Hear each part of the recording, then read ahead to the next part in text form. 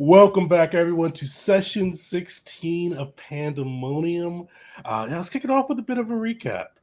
The crew has been kind of off one of their most impressive adventures. They worked with Squad 10 to rescue the body of the Emperor Tear after Squad 10 found him in the deserts of Eteria, liberating him from for two different factions that were pursuing him. The Luminescence that were looking for Will initially, but found a more captivating target with the Emperor and tried to take him back to the lands of Lumox, as well as the Fallen Sons sent by General Thrax, who wished to acquire the Emperor's body as a sign of prestige to help with the wars to come.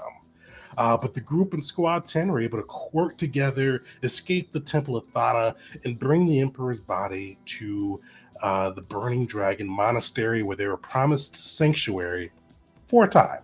Or they've been promised, the Gavel's been promised sanctuary for as long as they stay. The Emperor has been promised sanctuary for a time. With that, the group's had some time to relax and pursue some of their own interests, taking some downtime and kind of getting to explore the monastery. But during this time, two of our members got a chance to kind of prove themselves in different tests, but kind of along the same vein. Jeet was chosen to take his trial of fire and become a flame keeper after moving up the Inferno, Nara's Inferno, and making his way up the mountain and communing with the gods. And Mockery was tasked with from the Hell Knights with taking out a chaos demon under the command of Shinzo Z, the infernal god of chaos and deception. The monster was able to make its way past the divine protections of the Burning Dragon Monastery and Inferno, Nara's Inferno. And Mockery was tasked with seeing if he could end this demon and potentially prevent further hostilities between the infernal gods and the divine. With both of these kind of different events going, the group made their way to Nara's Inferno, beginning to climb his mountain. And both Mockery and Jeet were tested in different ways. With Mockery offered power and freedom that could be found by kind of pledging himself to Shinzo Z and just kind of doing whatever he felt like after that point. Or deciding to retain with the Hell Knights and continue his devotion to the other four infernal gods. And Jeet was tested by the fire, seeing if he could overcome his reluctance, overcome his kind of past trauma with the fire, and see if he could truly embrace it and become a flame keeper. Both were successful in their endeavors, with Mockery turning his back on Shinzo Z and letting him know that he would eventually help the Hell Knights make him bow to Tomic, and Jeet embracing his inner flame and getting a chance to briefly commune with Nar, the god of fire, the patron god of Eteria, and learning that the monastery was right, that Nar believed the Emperor lost his spark, and that he pitied the Emperor and would not aid his old friend in this endeavor and would embrace whoever united Eteria and kind of continued on to the Emperor's former dream of one world, one empire, one emperor. With that, though, the group was able to defeat the shadow demon that had plagued the mountain, as well as some of the corrupted wildfire it sparked. And that's where we'll pick up. So you guys have just taken out this fiery demon, as well as kind of the shadows accompanying it. Before you guys make your way back down to the kind of the base of the mountain, is there anything you all want to do? Just get a good look from where we are up on the mountain of the land below. And this is probably the best point in Eteria to kind of like gaze across. So this is the highest mountain in Eteria. Taking a look, you could see this like pretty far ahead of you. You see the sand stretched out, it's almost like endless sands, very far off with those with keen sight. You can almost even see some of the flecks of green for the lands that are kind of blessed with the River Rhea, with kind of the water flowing through them. You could see from the Inferno, just the areas of flame and torrents of fire that kind of stretch around this mountain, as it's kind of the divine, the truest point of connection to the divine realm of fire on the material plane. You see behind you as well, just deep within this mountain. You can see, because it's open face volcano-ish flow. You can see lava. You can see kind of runes as well, kind of going over the divine scriptures of Nar. Definitely, it's especially with and as you guys look at it too, from what you've seen before, you kind of see the full grandeur of it now. Before, you almost seemed like the mountain was kind of cloaked in shadow a bit. But now the sun is shining brightly. You see the fire almost kind of amplifying, or almost trying to outdo the sun's light as well. And it's a pretty picturesque scene.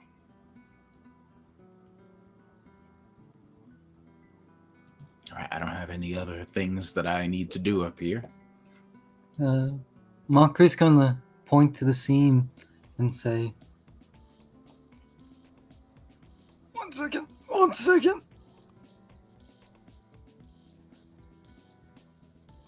Apologies, I had a scratch in my throat at the moment I tried to do his voice. He's going to point at the scene and say, Adaria, in all of its glory, we have sworn to bring order to this place. To your homes. And he'll look over to Wisteria and Tajit. And we are about to attend a peace summit. I guess more of a decide what to do with the Emperor summit. We're doing it. We're actually doing it. Gavels! Aviva Stare!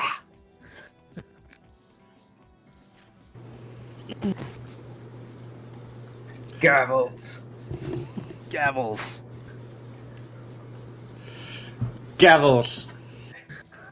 Not really much of a chant guy. I don't think much people we meet are. You know what? Actually, though, hold on. I want to try something. I want to cast a bullhorn on myself and just shout it into the mountains and listen to how it echoes. Perfect. Yeah, you blast out Gavels, and you definitely get a satisfied echo as it kind of arcs down the mountain and over the desert sands. I think that's the most we've ever heard someone say our names in consecutive fashion. Well, Belric here says it all the time, but usually it's just him. Usually it's just me. All right, could someone carry me down? I don't want to look. Yeah. Here, I'll have enough strength now.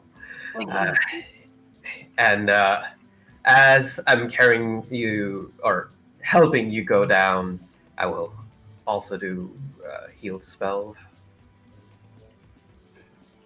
Nice. Well, as you kind of get the fire of Nar invigorating through you, kind of taking away some of those wounds you acquired during your ascent up the mountain and clash with the infernal fiends, the way down is fairly, it's almost uneventful. You see the mountain's almost making it almost feels like the mountain is making your climb down easier. The footholds are easy to find. None of the gouts of flame bark past you. The it's hot, but it's manageable. It's not like it's sweltering you in your armor this time. It almost feels like the mountain itself has accepted you all as you make your climb down. And you see kind of at the foot of the mountain again, the shrine of Nar, kind of his holy points, this obsidian just monument where you've met the first flame before. And you see outside of the monument, you do see the first flame is also speaking, and it kind of takes a while. And the flame is easy to spot. He's very, very tall, and he's got this armor that both catches light and almost seems like to have a fiery glow about it.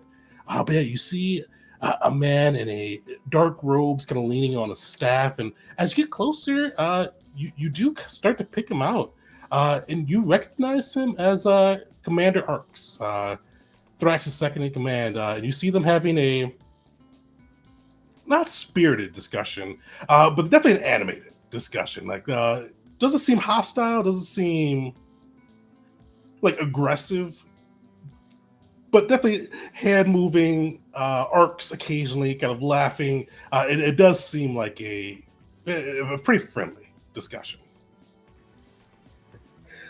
First Flame, I have completed the pilgrimage up to the top, and I have been found worthy.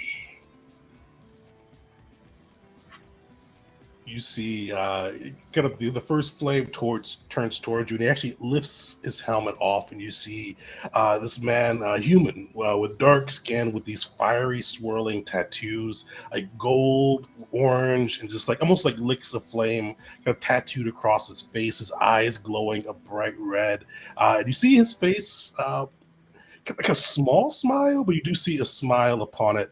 And he kind of holds his hand out and puts it on your shoulder and he goes, I have been told. I heard you were able to commune with our God as well. It was not what I was expecting. Nar was gracious and awe-inspiring. First Flame. Like nothing I have experienced ever before. It has been 10 years since I've been named his exemplar upon Urkasia, but each time it is the same exhilaration that I get to speak to him. We have much to discuss, and as I said, we will need to train you in some of the rituals of the Flame Keepers. But today is a day for celebration. Once we make our way back to the monastery, we'll announce there and fully induct you into the Flame Keepers. Lead the way, First Flame. With that, you see kind of as you guys go into the conversation, Arx kind of stood back a little bit. He does give you kind of like a small nod, still leaning on his staff, and he goes, congratulations, Jeet. Seems like this is a day of celebration. I won't hold you all. I'm sure you don't wish to celebrate with me, but congratulations, and I shall make my way back to the monastery. But it is good to hear that Nar has more able servants. On this wonderful day, it would be a joy to drink with you if you will join us for the celebration. Arx. You see the first flame kind of give him like a nod and he goes, don't be a spoil sport. Have a drink. And you see Arx kind of go, well, who am I to argue with the crowd? Listen, today is your day, but I will raise a drink with you all later in the ceremony. I nod, bow, and then continue on. Arx, what brings Thrax's general to the mountainside? It has been a while since I've seen the first flame. There's much to speak of in the world right now. So you two are well acquainted? You see, kind of hear the first flame kind of snort a bit and go, not well, but aided Thrax in a bit of a rebellion a few years back. Got to spend some time with this silver tongue. Have I heard anything about this rebellion before? Give me a society check.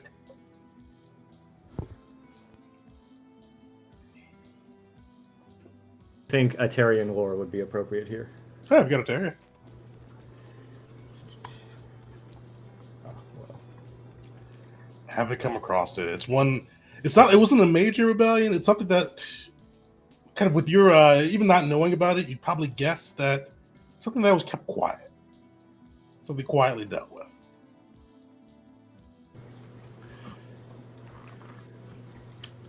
make a mental note to do some more research into that later.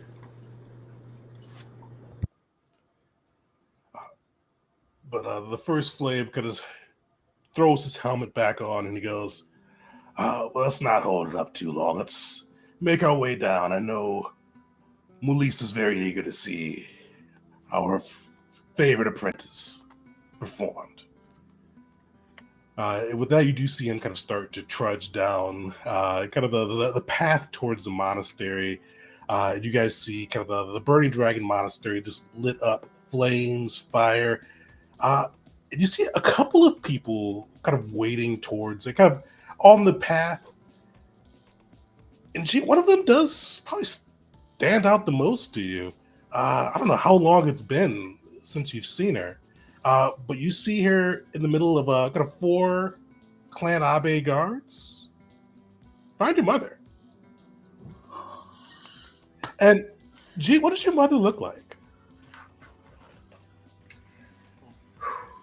So, even in the farm, she was very careful to make sure her hair was pulled back and properly tied up and braided every day, no matter how long she would have to just make sure that it was proper.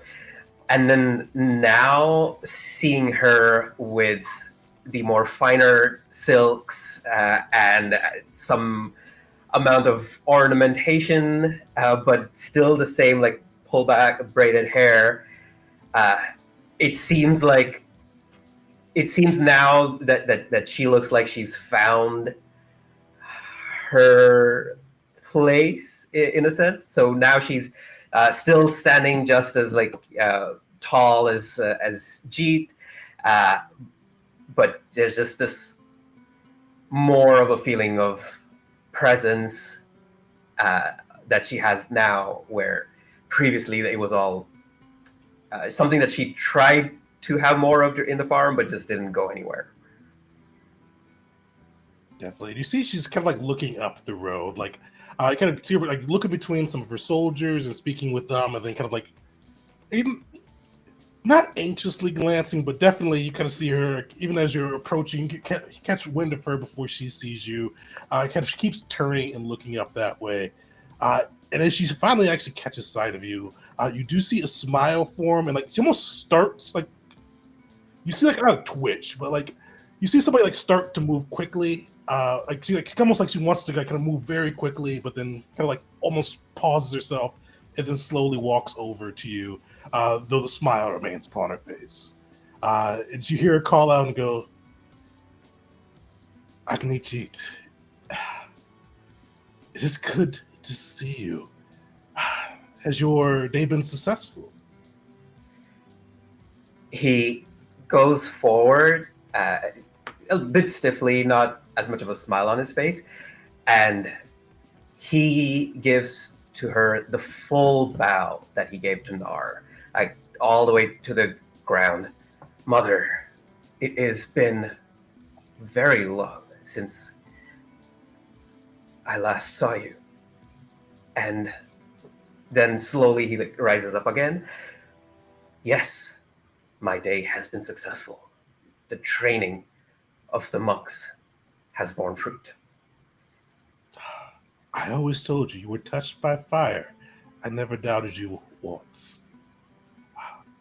And Cassier looked to the rest of the group and goes, these are the gavels I've heard so much about at court. And kind of the court piece went from like pretty like enthusiastic. The court definitely, you know your mother. It's a little bit of a rebuke there with how much she had to hear about you guys at court.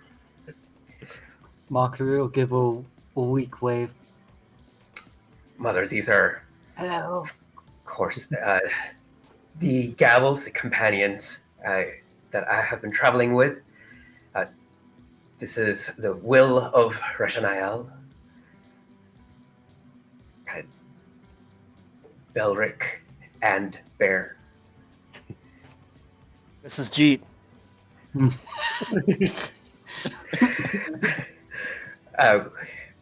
Wisteria. I give a curtsy.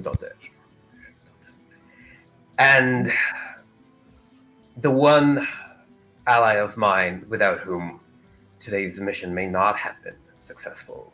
And then he puts his hand on Mockery's shoulder. This is Mockery. And when Jeet puts the hand on there, Mockery stands up a little taller. Then immediately bows as far as he can without pulling Jeet with him. No, please, you do not need to bow to me. Any traveling friends of my son are known to me, shall we say. She looks, you kind of see her, she does kind of look at what Wisteria, you do know she kind of eyes you a bit and goes, "Ooh, for a while I heard you were deserters. For a while I heard that you traveled with a fiend that would rip the throats out of its victims. But the one that I've been most curious to meet in person, the Abe that's not an Abe. Wisteria, how is your father doing? It's been a while since I've seen my cousin."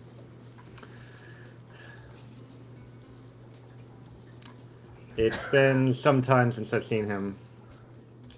And to be frank, he's probably in a pretty bad situation right now, but I could care less. Did we know that Jeet's mother was cousins with Wisteria's father? That's something we've known? What's that? Does that make her Wisteria's aunt? What's the connection there? Second Trying to do cousin. the So they're family cousins, tree. so Wisteria would be her second cousin. Okay. So not very related, but slightly. We did know that? We did know they were both from the same clan. Yes. Yeah, Yeah, I think they were cousins. I think session 0. So it's been a while since we referenced it, but Oh, okay. I feel like All right. Mockery would know. That feels like something he'd keep up to date with. Elric, I guess, would have forgotten and would have been like, wait, what? All right, sorry. I didn't mean to interrupt. no worries. It only occurred to me recently that you said Mrs. Jeet. I thought you said this is Jeet, like you were introducing her son to her. Oh, Wait, I thought you did say this is Jeet. Oh, no. No, he said Mrs. G. I just Yeah. glossed all over that. Mockery's gonna gingerly say, I've not ripped out anyone's throat since joining the Gavos of Evastera. wow. Well, the Tribune had a little bit of a different take, shall we say. But I did not come to talk about the past. I came to see my son. It's been too long since you came to Eteria, and you've been here for nearly 2 months, and no visits to me or even your father at the farm. But I didn't come to admonish you either. I came to see you and hopefully congratulate you, which it sounds like I shall be able to. Congratulations, son. You brought honor to both our family and the clan of Abe completing these trials. It'll be nice to see you, the ceremony where you officially inducted in. But I do have business here as well. Business you could have made easier. But as I said, I am not here to admonish you. I thank you for your felicitations, Mother.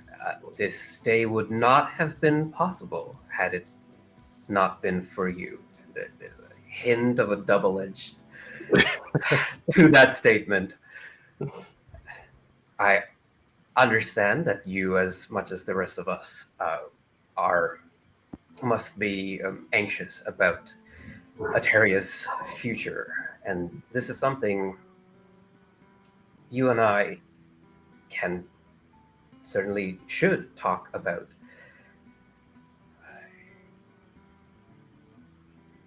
And as for visiting, well, yes, let us talk about it. The grounds of the Burning Dragon Monastery are vast and fruitful. Whenever you are available, let us go for a stroll. I would like that, son. But I've held you up for too long. Go get cleaned up. I will see you at the ceremony. Because she does like, and for a moment you do see like she puts like another like hand on your shoulder, and you do see a moment like her like a little bit of her like stoic, not stoicness, but kind of that courtly grace that she's been putting on does fade a bit, and she like does say genuinely like, "It is good to see you well. I have been worried." But you see like as she says that, like she removes her hand, like straightens back up, kind of a game face back on. But with that, though, you guys are free to kind of get cleaned up, or unless you guys want to go as well. Because Mockery, as like you guys get a little bit further into the monastery, you see Hyena kind of like does the same thing, starts to bark, kind of like does that thing where dogs get excited and kind of start leading you towards a direction, and you see him just barking and like yippee barking, and trying to get you to follow it. So Mockery, first of all, before he responds to that, probably as he's hearing it, will just turn to Jeet after his mother's our earshot and just say, Jeet, your mother's more terrifying than the demons we slew. Oh, speaking of her, I have to go. Oh, he's off. All right. Perfect. Well, Mockery, you follow the Hyena. It's a bit of a hike from where you were by the mountain out to the grounds beyond the Nara's Inferno and the Burning Dragon Monastery. But as soon as you get to the Golden Sands versus the Charred Earth, you do see kind of a similar position to where you left them. The squad of Hell Knights with Binnick standing there, almost kind of gleaming a bit in the sun. And he looks at you and goes, "It appears our hound was successful." And I did it too. And you see him nod and go, I heard tell that you preferred the title Hound of Codinia? Is that not true? Oh, I thought you were talking about Hyena. Both of our hounds were successful. and he looks starry-eyed again. Tell me what you saw with Shinzo. He's been on my mind of late. When is he not on everyone's mind? I saw him fighting the gods. The infernal gods. I saw him trying to sow chaos. And I saw him simply look over me. Well, one thing is good. To be regarded by one such as Shinzo, it's not worth it. Rather to have him look over you than to you. Keep an eye out. The world is shifting into chaos, but we haven't found many signs of Shinzo's touch with that. It almost seems like it's devolving without him, which is dangerous because he may try to outdo the world if the world tries to outdo him. I never once considered that. You are wise, Vinnick. That is. But that is a worry for another time. Today, you've accomplished our task. Would you still like to become an arm rigger, a trainee to become a Hell Knight and represent the infernal realms of? You guys see him pause for a bit. The infernal realms of Tamuk. Mockery makes this noise. It isn't quite an affirmation just yet, but it's a literal squeal without moving at all. Just a little. and he very vigorously nods his head. It's like, I've had many dreams in my life, many goals I attain to, that I strive to. This is one of my dreams since I've learned of the Hell Knights. You bring order to the Hells themselves, a plane of such power, of demons with such dangerous might. You and Gildrick Pebbles are some of the most fascinating, wonderful, powerful beings out there. And to serve under you, under the infernal gods, is an honor I cannot pass up. I, Marguerite Gavel of Evastera, accept this humbly and wholeheartedly. Good. We would love to have the services of the Hound of Codinia under my knights.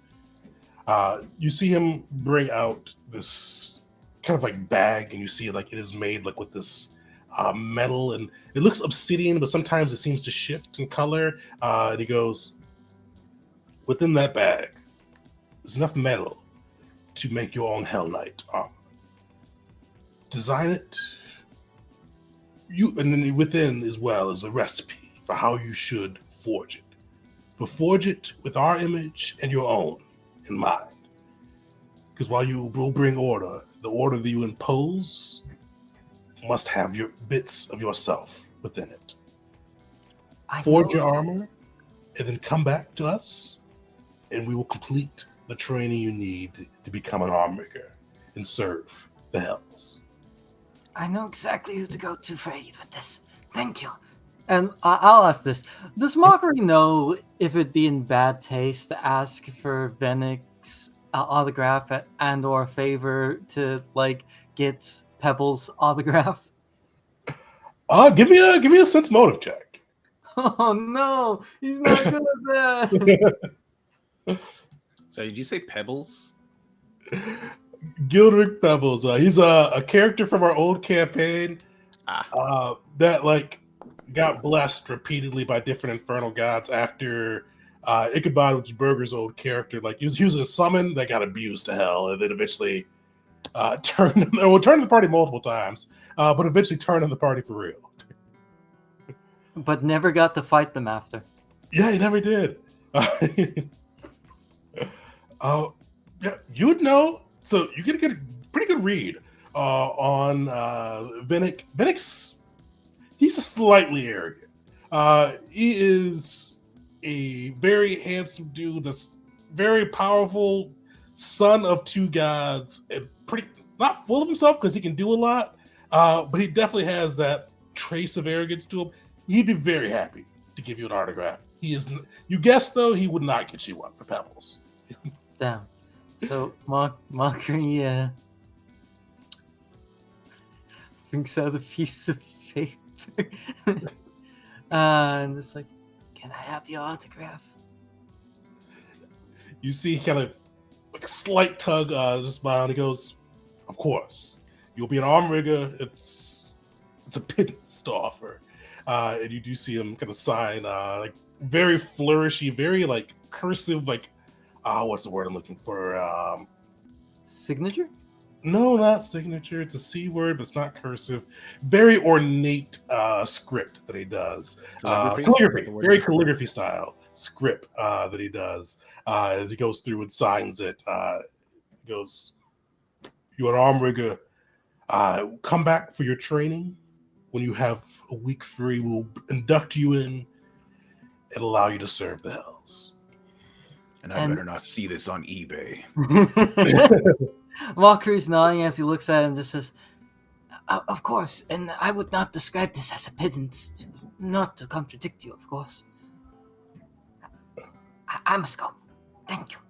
You see him kind of nod and kind of wave you back, and you're able to make your way back to the Burning Dragon Monastery.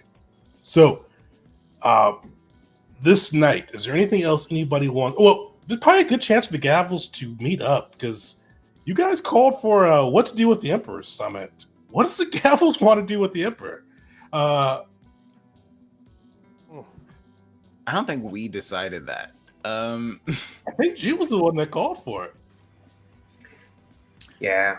Yeah, for the meeting, yeah, but like we as a group, I don't know if we've discussed what we want to happen ourselves. Yeah. We've called for like the meeting for it to be discussed, but I don't think we discussed it.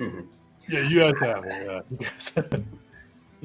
I think as we talk about it as a group, it becomes clear that Jeet is kind of hoping for a three-way deadlock and for them to just decide to leave the Emperor in a neutral place, in some neutral place, whether it's here or in the pyramid.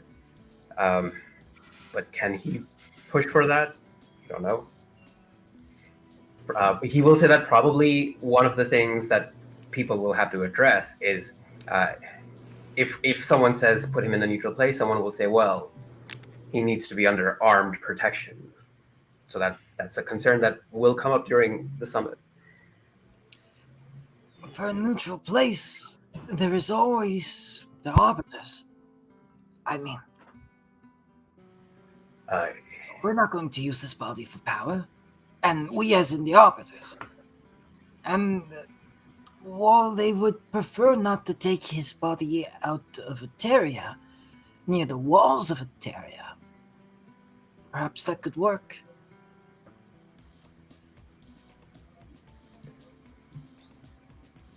I I'm do not know.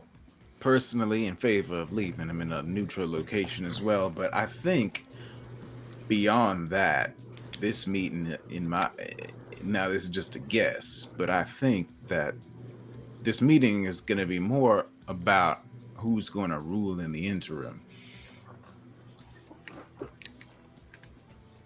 You know what I mean?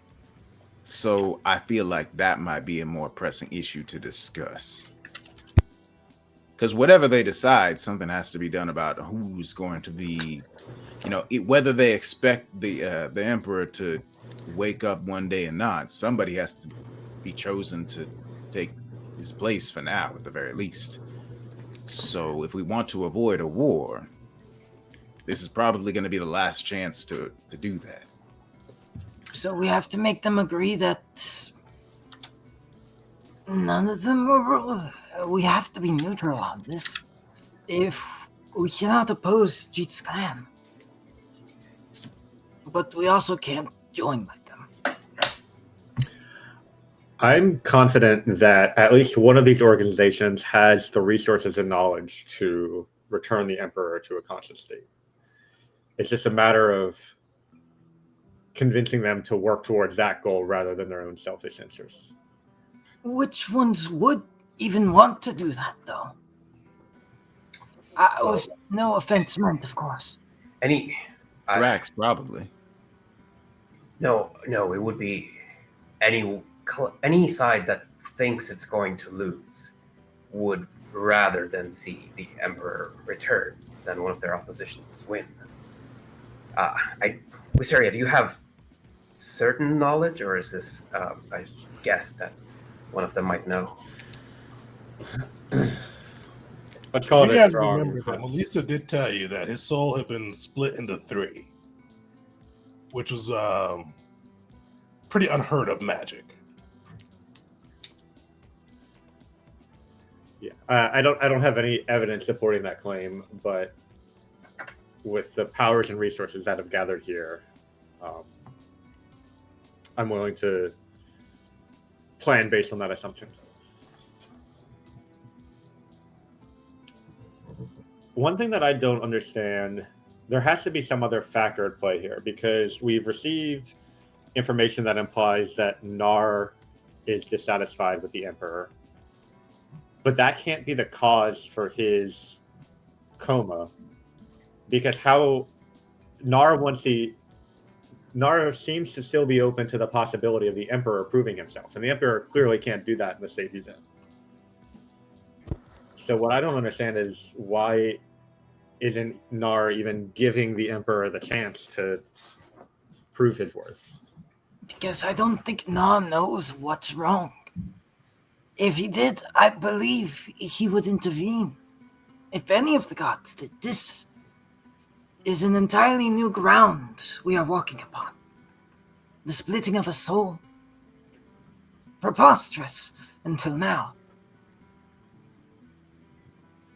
What's the point of even worshiping gods if they can't help in situations like this, where the entire nation's about to fall apart? Could also be that, coming back from this is part of the, proving of oneself. And Wisteria, I do not know how much you would like if all of the gods started actively implementing all of their wills at the same time. I hate to bring it up, but there was a time when that started happening, and it was not a good time. And it was with my gods 1,000 years ago. And his eyes would dart to Belric for just a second. There are places that have still paid the price even now. Which would have been Dosen, where Belric's from, and that's part of his animosity towards mockery sometimes. All the more reason to pay them lip service when they can help one and ignore them otherwise. Okay, so let's focus on what we can do, and maybe I can help make our position a little less stretched in all different directions. Stretched in all different directions. Wait! 3-way split of the Emperor, 3 factions. I might be going out on a limb, but maybe there's something there. The Emperor's soul split into 3, and now 3 contenders vie for Eteria. His son and wife, the Thrax. It's Yes. let's put that as our backup theory. Yeah, each of the clans took the souls, and if that is our backup theory, then again, if one of them feels like they're starting to lose, then I feel like they would bring it out. So that could be a way to approach it. Anyway, going back a bit, my loyalties, yes, with Nar, the monastery. My loyalties to my clan are no longer firm ground now that the Emperor himself is no longer the Emperor and does not have Nar's favor. My loyalty to the Emperor is no longer on solid ground. That's good to know. That's concerning to know. It would be nice to see him return and get his fire back, but it is not. It is no longer necessary. I no longer think that is the absolute necessity. It wasn't the Emperor I referred to. That your loyalty to your clan, your family, your people, has been made loose. It's not something I wish to go into right now. I see. It's just I would not pull on that string too hard, but if push came to shove, and if I had to choose between what I thought was Nar's will and my clan loyalty, I will pick Nar.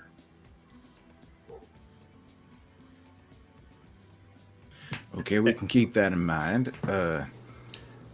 So, at this point, you believe Nar's will is that whoever is most worthy to rule, regardless of who that might be, should be the one in power. And you're willing to help accomplish that, even if it means turning against your family or the Emperor himself. I do not know that I am willing to help accomplish that. I do not know that it is Nar's will that I be, or I try to be a kingmaker. All I know for sure is that things that I thought were certain and ironclad are no longer so.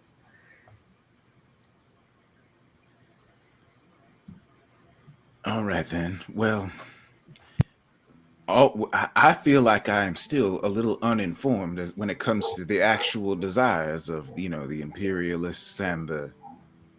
Hold on. He would definitely know the loyalists. That's the other name.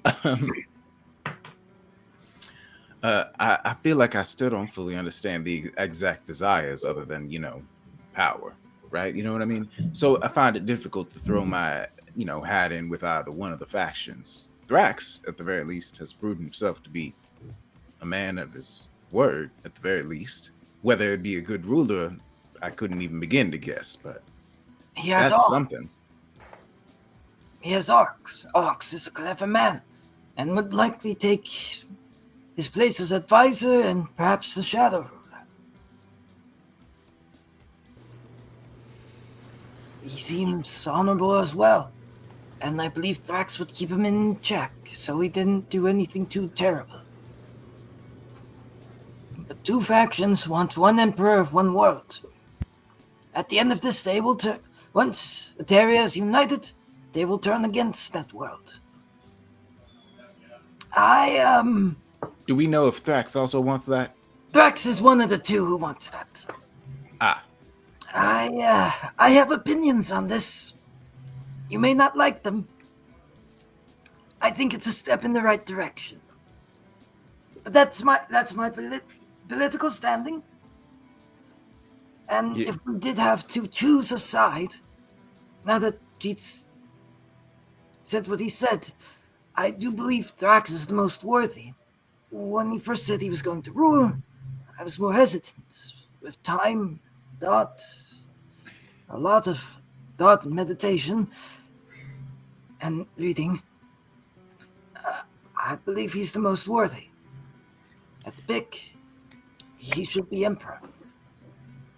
I've also gone in a similar direction, but now that you've reminded me once again that if they were to unite again, that the goal is world domination, I'm a little more hesitant. Even if you gave it to the ones who do not want that, what would you have instead? Eteria? Stagnant again? Likely to close its walls from a world that's beginning to, if you've been reading the Moklin news, it's starting to go in a much worse direction.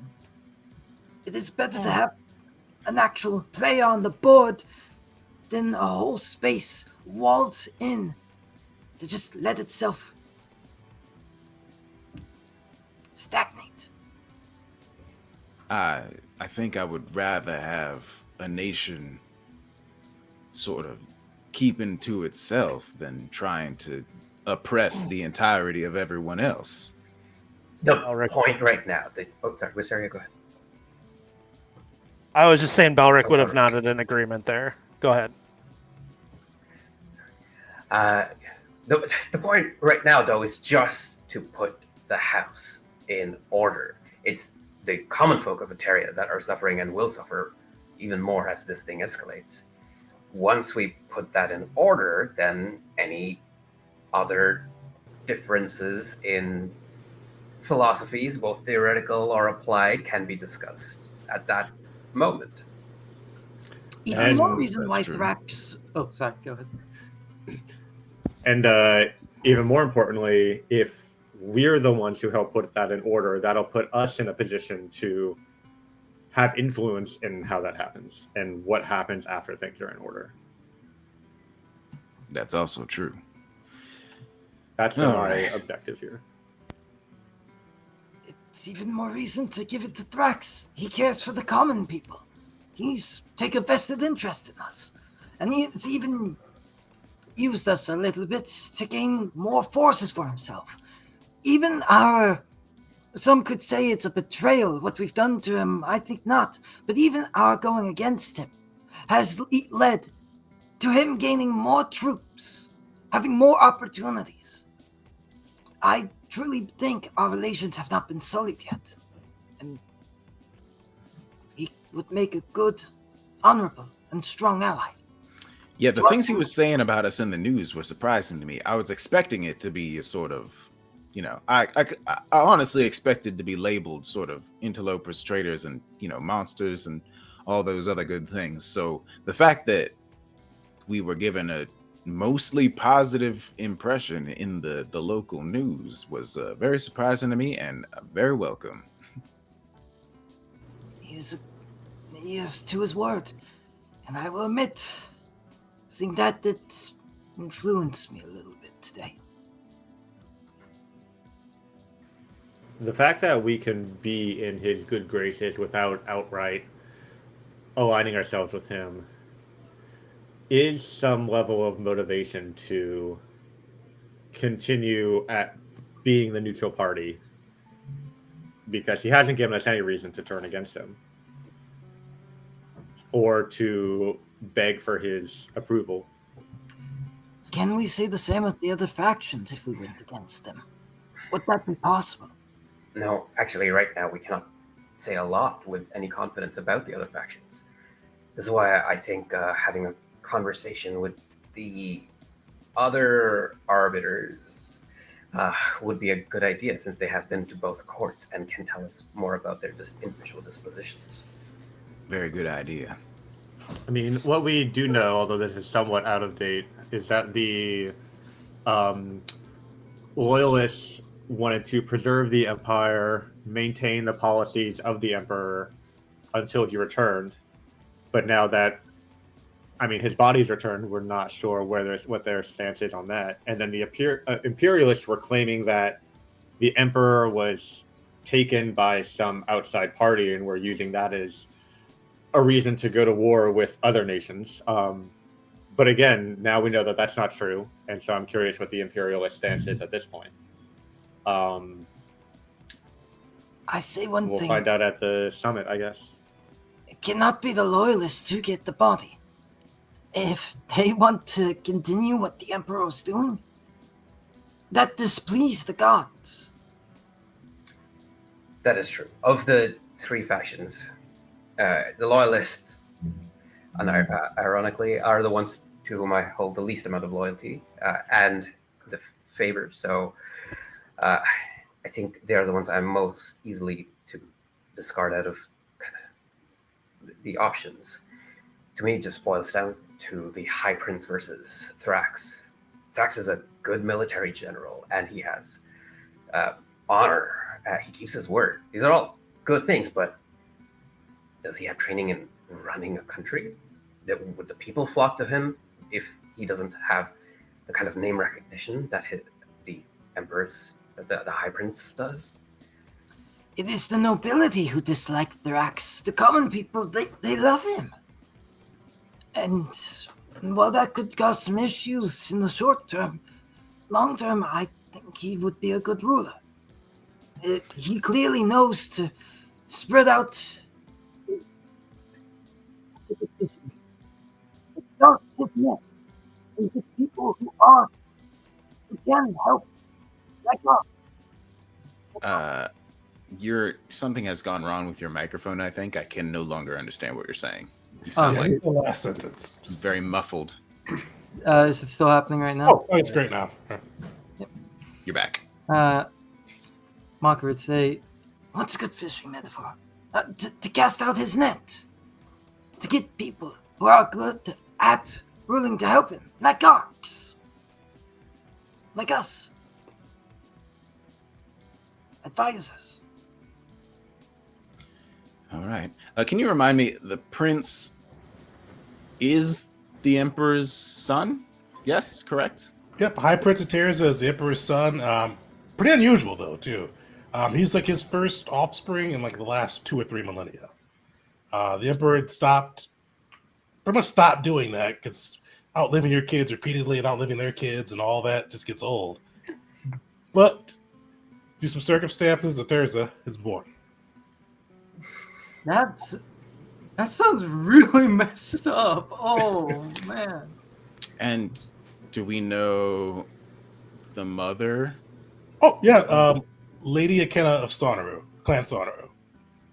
If I'm not mistaken, from all that's been hinted with her, she's really the one pulling the strings. Like out of character from what I picked up. I think Barrick even told you guys that after their trip to court, that Terza, I mean, he's ruling, but Lady Akenna Well, Ateris is more not a figurehead. He's young. He's still young-ish too. He's like early 20s. But it's definitely Lady Kenna that's the powerhouse political person behind them.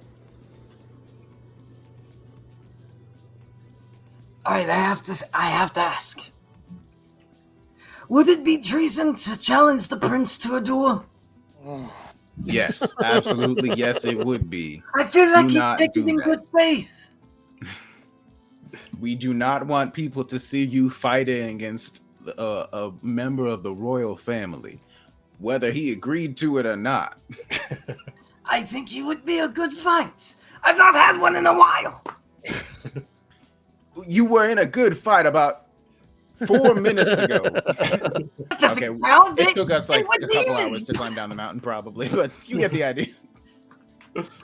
Dude, I mean no offense to the followers of Nar. I've not been defeated once. I crave to learn. And to be fair, only the students have challenged you. None of the That's journeymen true. and masters. Yeah. Mockery wants to be defeated, but he wants to count. Well, perhaps now that you've taken on all of the students, the next logical step is to take on a recent graduate. I'll take you up on that after the summit. All right. Perfect. So, with the summit, it's got to determine where the Emperor's body is going. I think you guys are wavering between finding a neutral spot for him or Thrax. Seems like he's coming back in. I think you guys would be kind of going back towards Thrax, but Yeah. He keeps offering. Mhm. Man, maybe he would be a good leader. yeah. Well, is there anything else you guys want to go over in this scene before we get to kind of get into a little bit more? I mean, we want. When you say get into it, did you mean like start the actual meeting? Well, one thing would happen before the meeting. We get a Jeet ceremony piece, but right. with that, too, there's pieces that'll go with that. Mm-hmm. Before the big old meeting, we do want to discuss what squad 10 knows. We're 10. 7. We're 10. Never mind. Yeah. Got it mixed up. Yeah, I think that was a good idea to seek a little bit more information from the other faction. See what intel they have. Yeah, you guys can, even before the ceremony, can find Barrick Anderson fairly easily. He's definitely got it's kind of after spending some quality time with the Squad 7, you realize that it's usually kind of like making the big decisions for the group. Barrick and even Sarah. So kind of Barrick, this human, just shining armor, Quidinian born, and Evansara, this wood elf with kind of just pale white hair with kind of green mixed into it. Those are usually the two, I would say, not the brains of the operation, but they're usually the ones that are kind of making the calls for the operation. Where Olo is usually just having fun, and the others are usually just kind of more fall in line. But you're able to find Barrick and even Sarah, and Barrick, he seems like not agitated, but he does seem like he's like not on guard. He seemed like he's amped a little bit as he sees you guys, and he's got like not a nervous. He's got like energy of somebody that's stayed put too long. He's like pacing a little bit. He seems bored. And Mockery, you'd guess with him, like he's a person that likes to be on the move, like doing things. A week of just like sitting around here, like he spent time training and like preparing reports and all that. But you definitely know he's not the type of person that likes to be one spot too long. Mockery, call out to him. Bennick! You hear like an audible Bennick! Mockery gavels. You Good to see you. You've earned it. You look bored. If you're bored, you could have taken up one of my challenges. Or there was a demon on the mountain earlier. Not the point. There was a demon on the what? Hysteria. What are your plans for the summit tomorrow? Well, it's good. Even Sarah and I were just talking about this. We have to give the body to the loyalist, right? I mean, it's the best option for Eteria. Because the loyalists, they want to keep Eteria's vision alive, of a peaceful Eteria, of Eteria that's not going to run over its neighbors. I mean, this is the path of order. If we can give the body to the loyalist, we give them a big bonus in the eyes of the people. That may help push them over in either the discussions or the fights to come. I mean, giving it to the imperialist, that's another push to war. And from what I've heard, I've heard of Thrax. It seems he falls in the same suit. You guys are on board, right? When you put it like that, I found it very convincing. But we really came to ask you so that we could learn more about the other groups. We've had our own dealings with Thrax, but we really know very little about the other two competing interests. Well, I mentioned before when we arrived, the loyalists, they're seeking to preserve Eteria's vision. Chancellor Procken, I said, lacks vision, but an able-bodied administrator.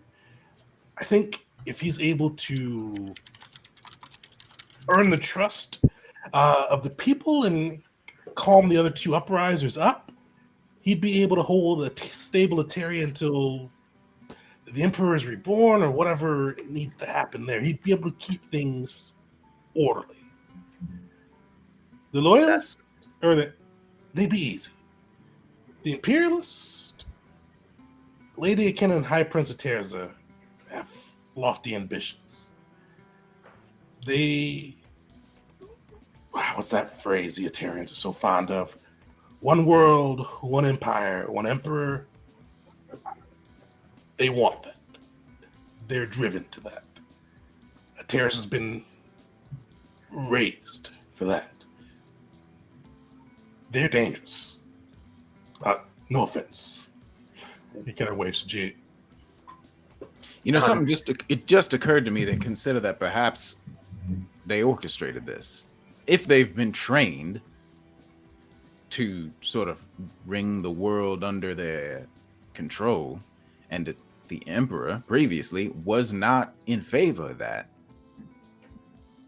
Just a thought. I don't know. I have no other evidence than that, but It is strange the fact that the one time the Emperor is truly gone is when he's had a child, an heir. Mm-hmm. Mm-hmm. I agree that is worth looking into. Some of the things that have been said, I disagree with. I think what you are talking about is order for the sake of order, and not the kind of might that Eteria should be. The kind of might that represents Eteria, like a strong Eteria. We don't want a weak, easily susceptible to influence Eteria that's only interested in maintaining a status quo and is not even capable of quelling rebellions within. We want someone strong enough that there won't be any rebellions from within, and I do not think the loyalists could do that. Are rebellions from within a frequent occurrence here in Eteria? Very rare. Barrick, as a true arbiter, wouldn't a united world be easier to balance? Do you think the others are just going to submit? I know my queen. Zaina, she would not be pushed around. I know the Messians. They submit to no one. They would burn their lands to the ground before any would conquer them. It would be either endless war or the lives lost would fill Thana's realm to the brim. I like that phrase. The Arbiters have been seeking balance for thousands of years. If things continue as they are, that's never going to happen, what the Arbiters dream of. Wow. We've got to see him puff his chest out a little bit. We've done worlds of good. We've prevented conflicts, healed the sick. Who am I? You've taken your own path. I'm not going to argue the Arbiters with you. You almost called us the deserters again. Oh, well, you deserted it.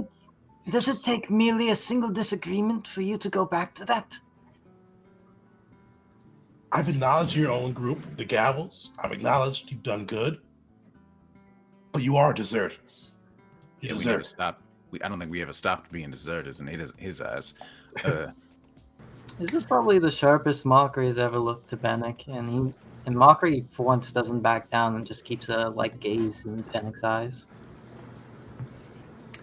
If we went back to the High Arbiter now and asked to rejoin, what do you think would happen? You see, he shrugs. I couldn't say for certain. I do know that if you wish to make your case to him, he is, along with Spock, coming to the fight for peace. Oh, dang.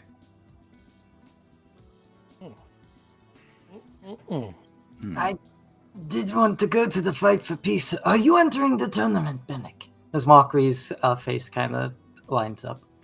We've been commanded to. The High Arbiter would like us to make an impression. I look forward to facing you. You see, he kind of huffs. High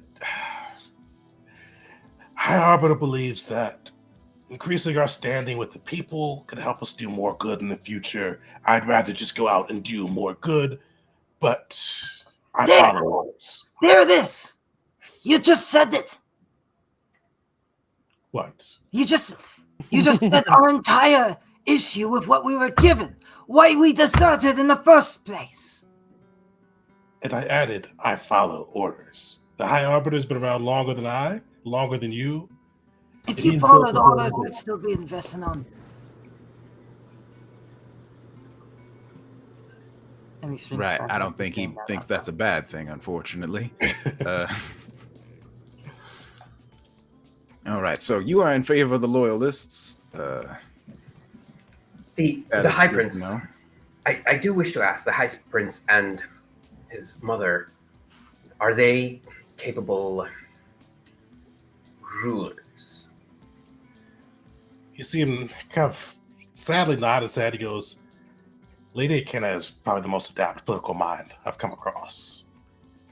High Prince of Terza is charming when need be, a gallant warrior when need be, impulsive when he decides to be. I've only seen him around his mother, but even then, his impulses shine through. Though his mother, he's young, I guess, but his mother is very adept.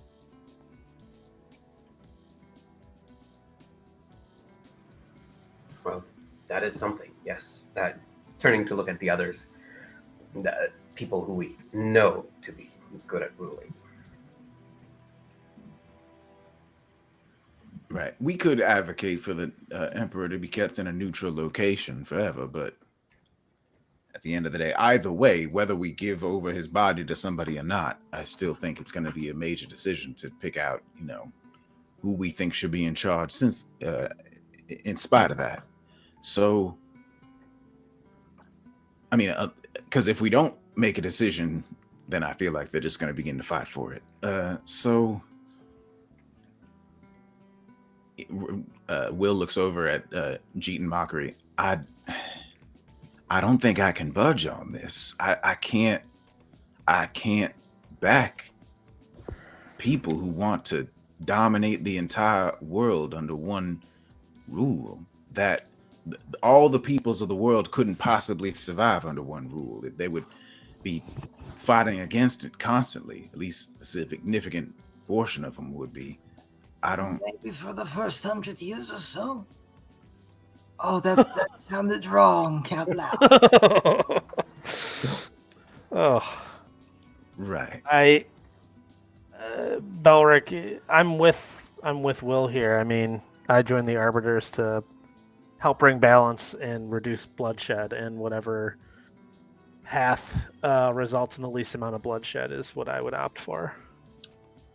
Though I don't know what that is. We came to bring order to Eteria. Neutrality is beginning to look less and less like an option, and the loyalists are not order. They are stagnation.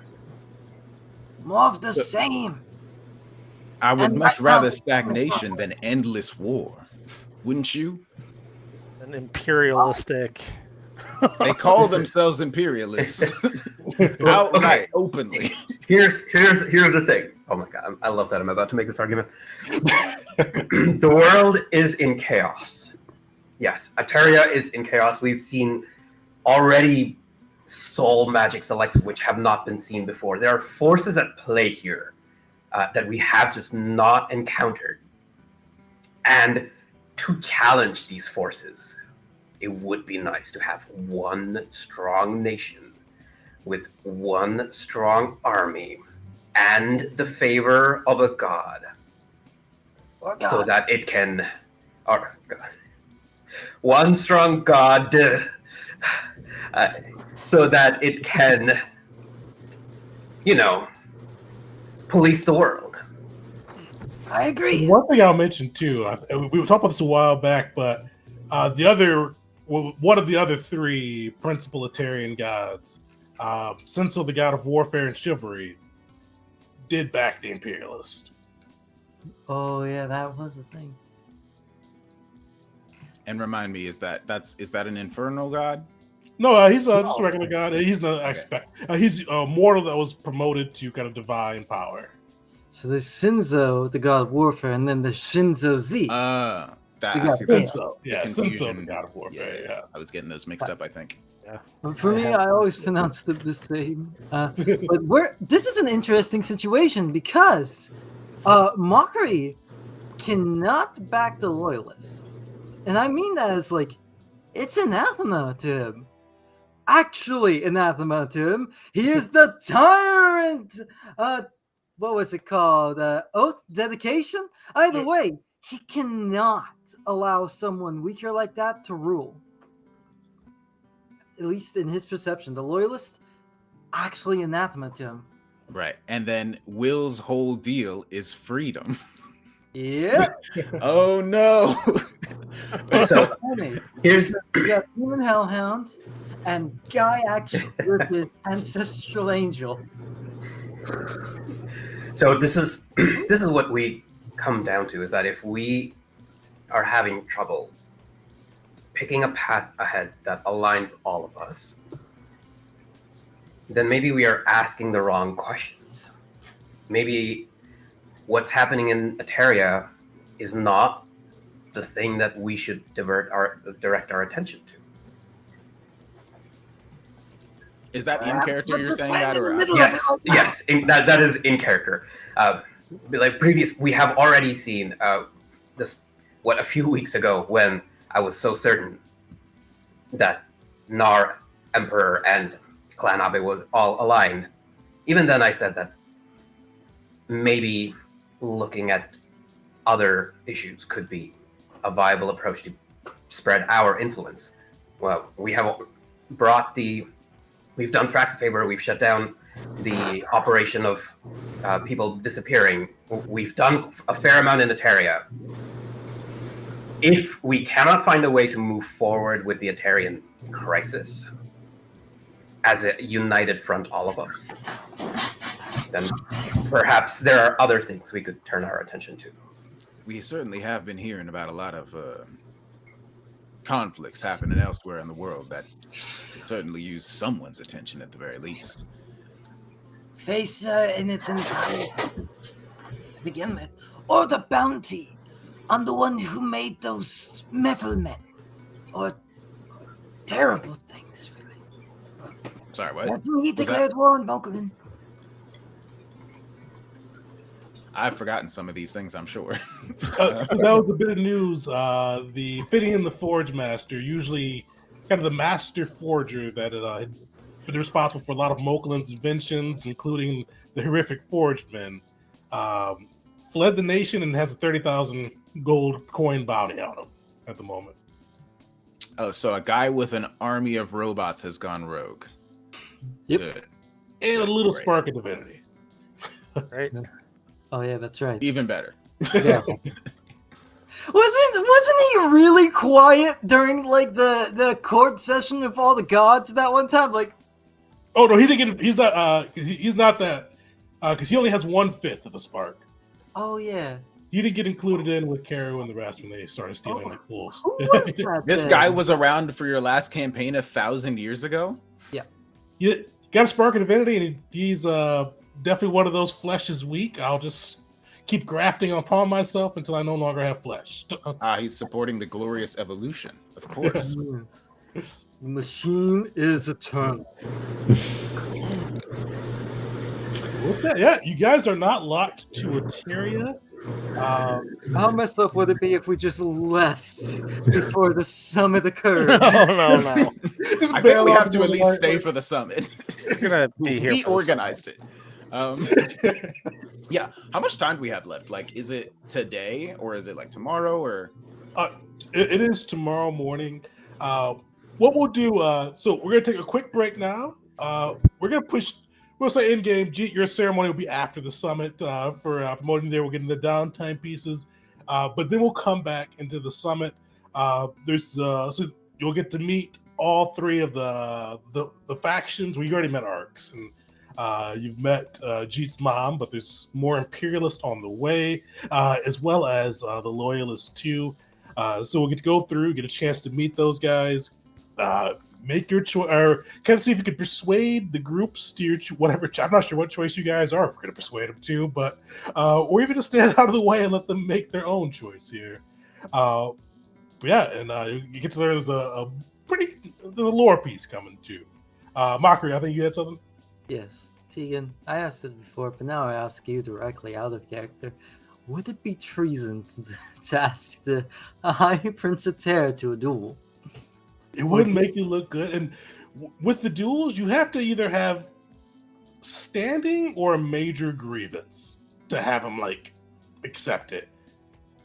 You kind of a hellspawn from Codinia, the challenge of the High Prince. He's probably gonna just roll his eyes at you. Right. I feel like if you could just challenge the Prince to a duel at any time, like you'd be getting duel challenges like every other day.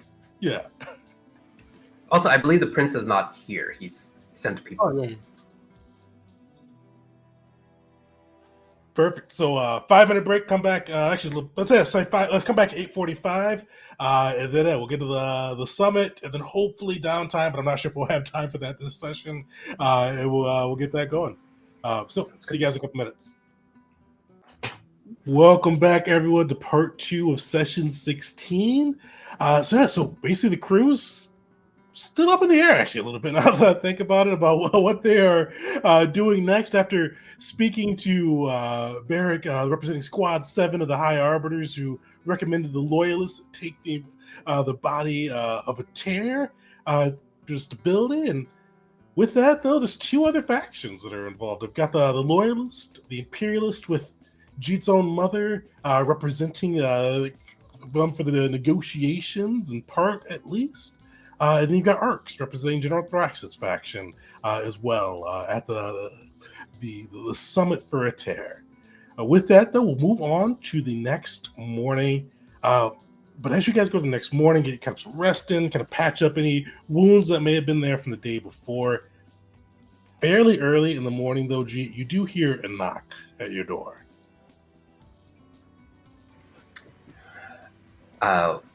Expecting who I think it is, I'll put on some nice heavy like monastery robes and then open the door. You see, without her guard this time, though, you do see Haruta, and she kind of gives you a nod and goes, "Still an early riser. That's good." May I come in? Of course. My place is yours. It is auspicious that you are part of the group that, if not found the Emperor, at least brought him to the monastery. What plan do you and the Arbiters have with this Emperor? This could be a boon to us, to our family. Learn. How is our family? Where are father and sister now? Give me a sense motive check.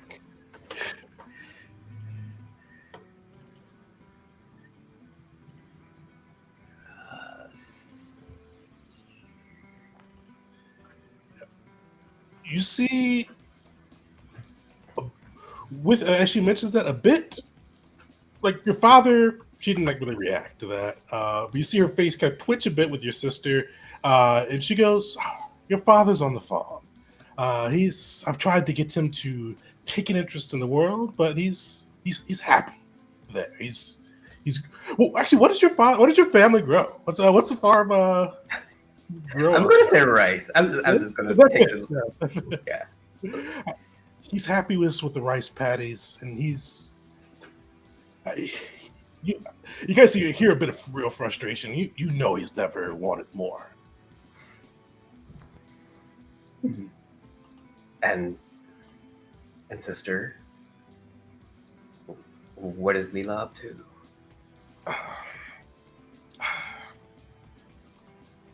She's ill. She's secluded on the farm, not taking visitors.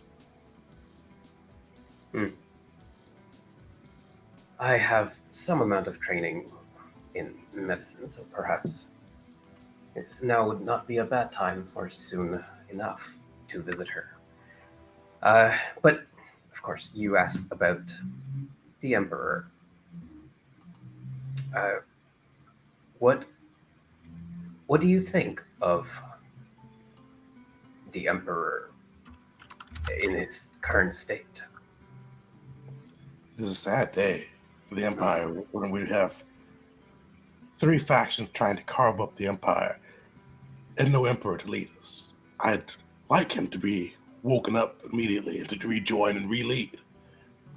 But without him, his blood should be on the throne.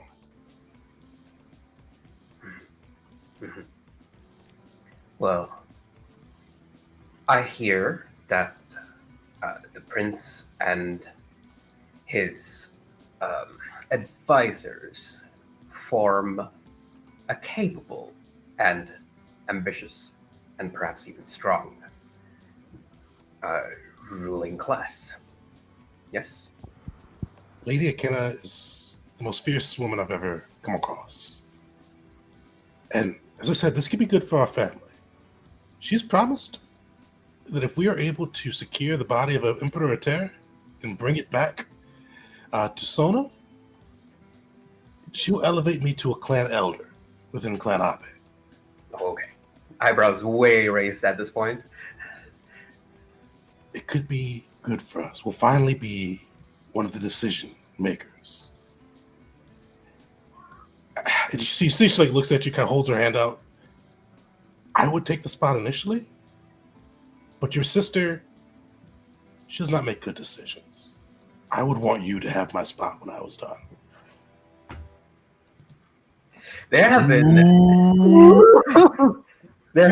times. Emperor. None of us are here, but we're all looking at you. Yeah, there have been times during their backbreaking works on the paddy fields when this is like a very distinct daydream that Jeet has had, which was only stoked even further after he discovered the fire and before the incident happened. So a part of him is strongly pulled. His actual reply, though, is going to be, it would be great. It would be great to have Ateria being led by one strong, united front. The ambition and energy of High Prince Aterza, the wisdom and statecraft of his mother, and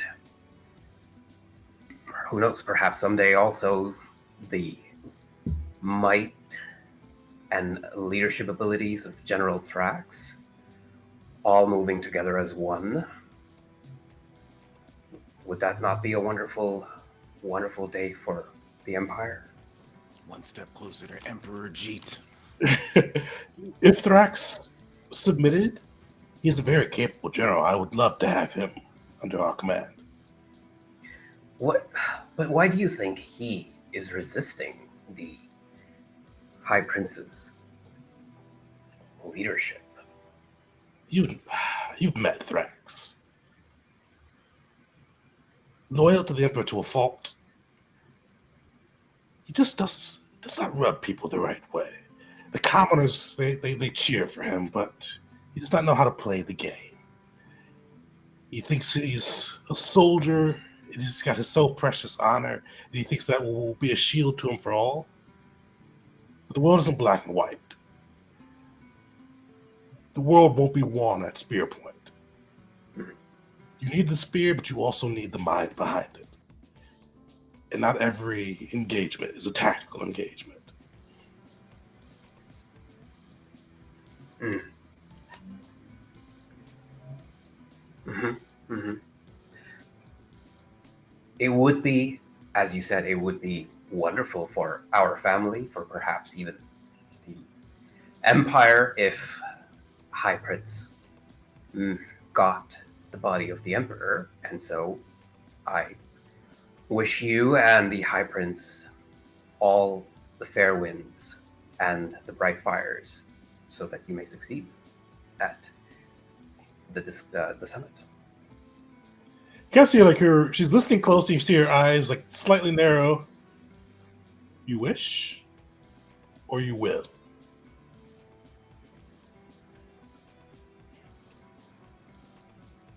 Unfortunately, I am not able to. No. Unfortunately, I do not choose to impose my will over the will of the Gavels as a whole. You see her nod and kind of like definitely see some sadness, and she goes, "Well, be that as it will. I'll see you at the negotiations." And while she's speaking to Jeet, you do the other four Gavels.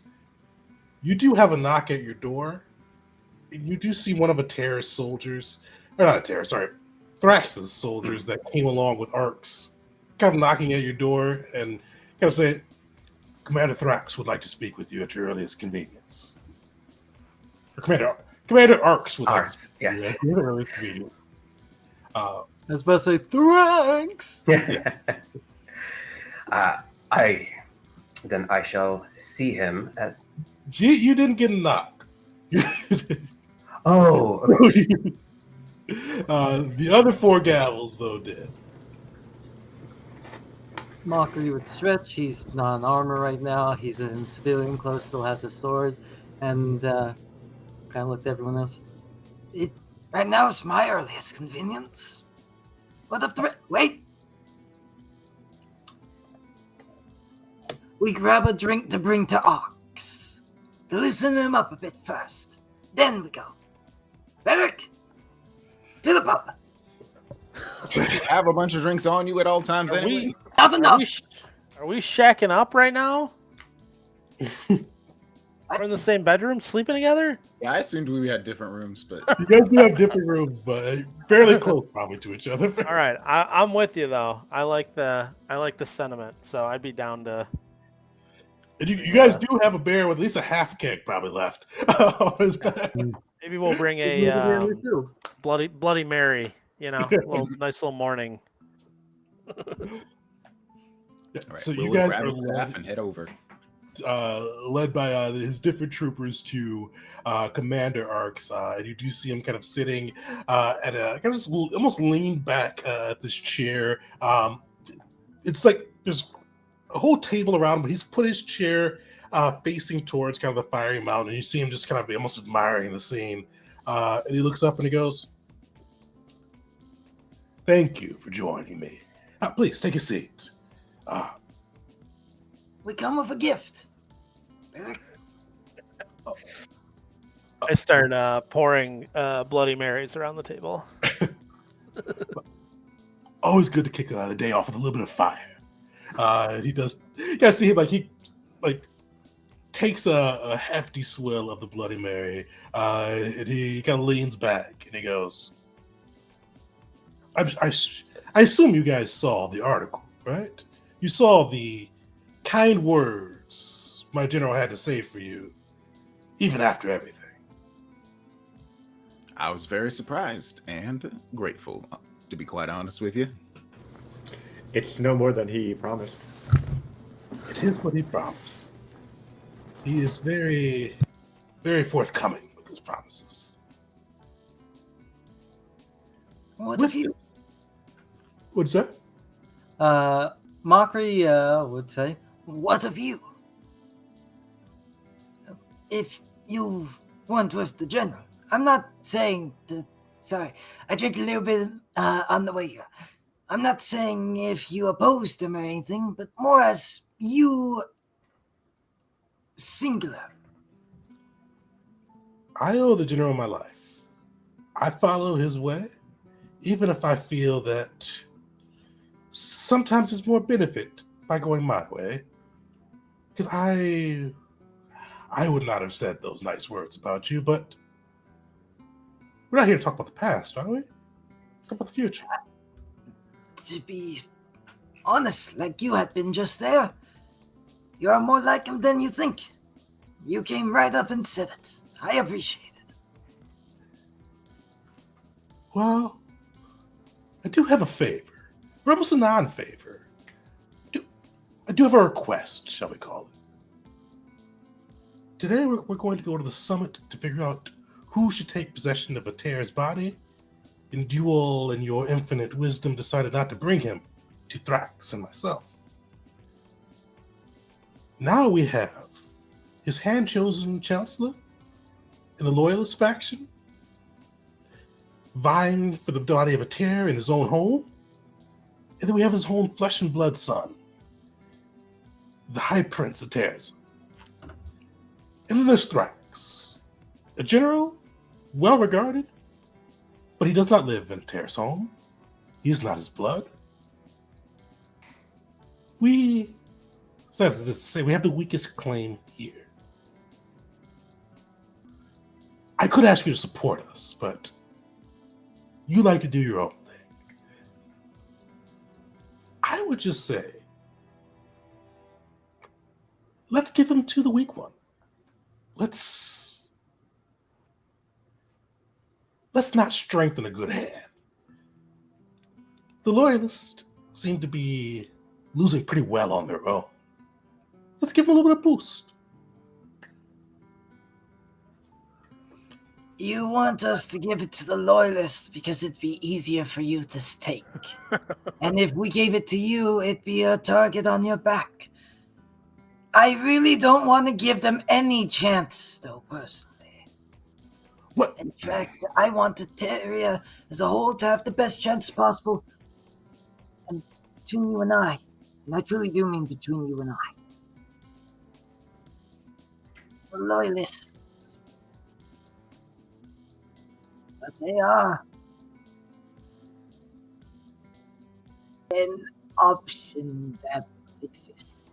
and he'll instead of bad talking them, his eyes will shoot to Will for a second, and he'll just say an option that exists. Well, there's a hard thing with this one. Because they're the Loyalists. Poor pitiful souls and all that. I feel that they're safer for you all, too. I mean, what if they do win? Life works out. But the hard thing is if you give the Imperialists, you give High Prince of Terza, those who also shout one world, one empire, one emperor, it muddies the water a little bit. I'd prefer the water to stay clear, shall we say. We have discussed this at great length amongst ourselves already, and I will admit to you that we are divided on the issue as well. Well, I don't know if you owe us any loyalty, but Mockery, you weren't half wrong.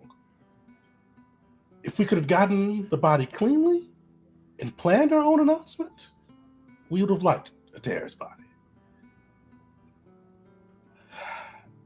The prince is spirited, shall we say. Right now he's focused on the loyalist. If we take his father, I feel he may turn the full might of the imperialist upon us. So, we'll play the game, but we're not looking to win. Just looking to not lose, correct? For the negotiation for Terra's body, General Thrax is the smartest man I've ever come across. He will win this war. But a minor loss does pave the way occasionally for a grand victory. One door closing, many windows opening in its stead. You see him kind of raise his Bloody Mary glass and take another healthy swig. Our departure with the Emperor's... I really don't want to say body. But the Emperor's body was not what you'd wanted. But I do think, if you really think of it, this can be far more what you need and can lead to a far greater victory. For not just Thrax, but Terry as a whole. I'm not truly one for subterfuge or backstabbery or politics. I kind of like politics, but not... This is a little dicey for me. But I think you understand. There's a lot to be gained in these discussions, more than just the Emperor's body. What do you have planned for it? Well, mostly to feel out the other factions, but to be fair, it's mostly to keep up appearances. If we did not fight for the Emperor's body, it could look ill. I'm giving you, as I said, I'm extending our trust to you one more time. Thrax appreciates the work you've done with the Arisen. He will not be thrice burnt, though.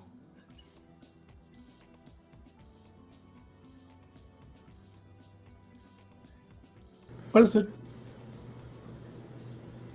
Thrax upheld his word. Do as you may, but the Loyalist, I feel, could be a win for both of us. Just give them the Emperor's body. Or at least allow them the body not to reside with the Imperialists. And we shall be friends and we shall be happy. What have you done to find out how to get the Emperor out of his coma? We have not been able to perceive the Emperor. The monks have had him. We've done nothing because there's nothing that we've known.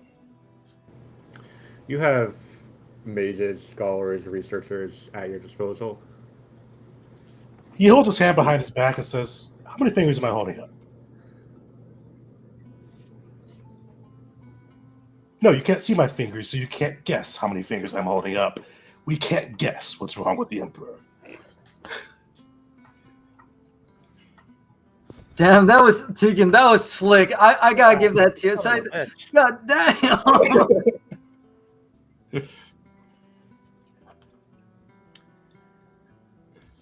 Arx is a bit of an asshole.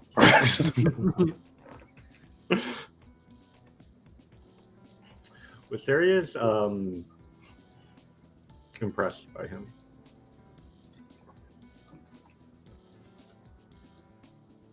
We will certainly consider it, at the very least. Like I said, we are currently divided on the issue. We will no doubt come to a conclusion very soon.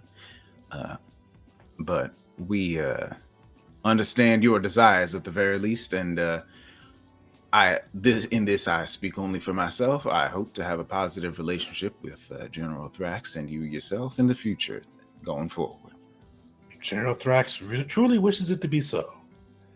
And as I said, he's my oldest friend and one that I will follow into Thana's realm itself if need be. He is good to have someone as loyal as you.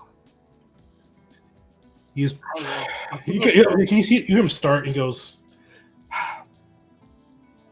Thrax and I go further back than most. And loyalty is the least I owe him. But there's a story for another day. But with that, you see him kind of stand up and goes, well, I won't hold you much longer. I should go probably get my delegation and be ready for the talks. And you see him chug the last little bit of the Bloody Mary and go, thanks for the drinks. It's always... These negotiations can be a dull affair. It's always nice to have a bit of a pick-me-up, shall we call it. And you see him bounce out. He would have been a great ally. I agree. And it helps that, at least in my case, he is advocating for what I wanted to do anyway. So He's one of my greatest concerns. I was worried that I had not seen enough of Ark. I didn't know if by the end of this he would backstab the general, and I truly believe he is loyal to him. I believed his words. Perhaps I can relent when it comes to giving the Emperor to the Loyalists. Thrax's greatest weakness is his devotion to honor and always willing to stay true to his word.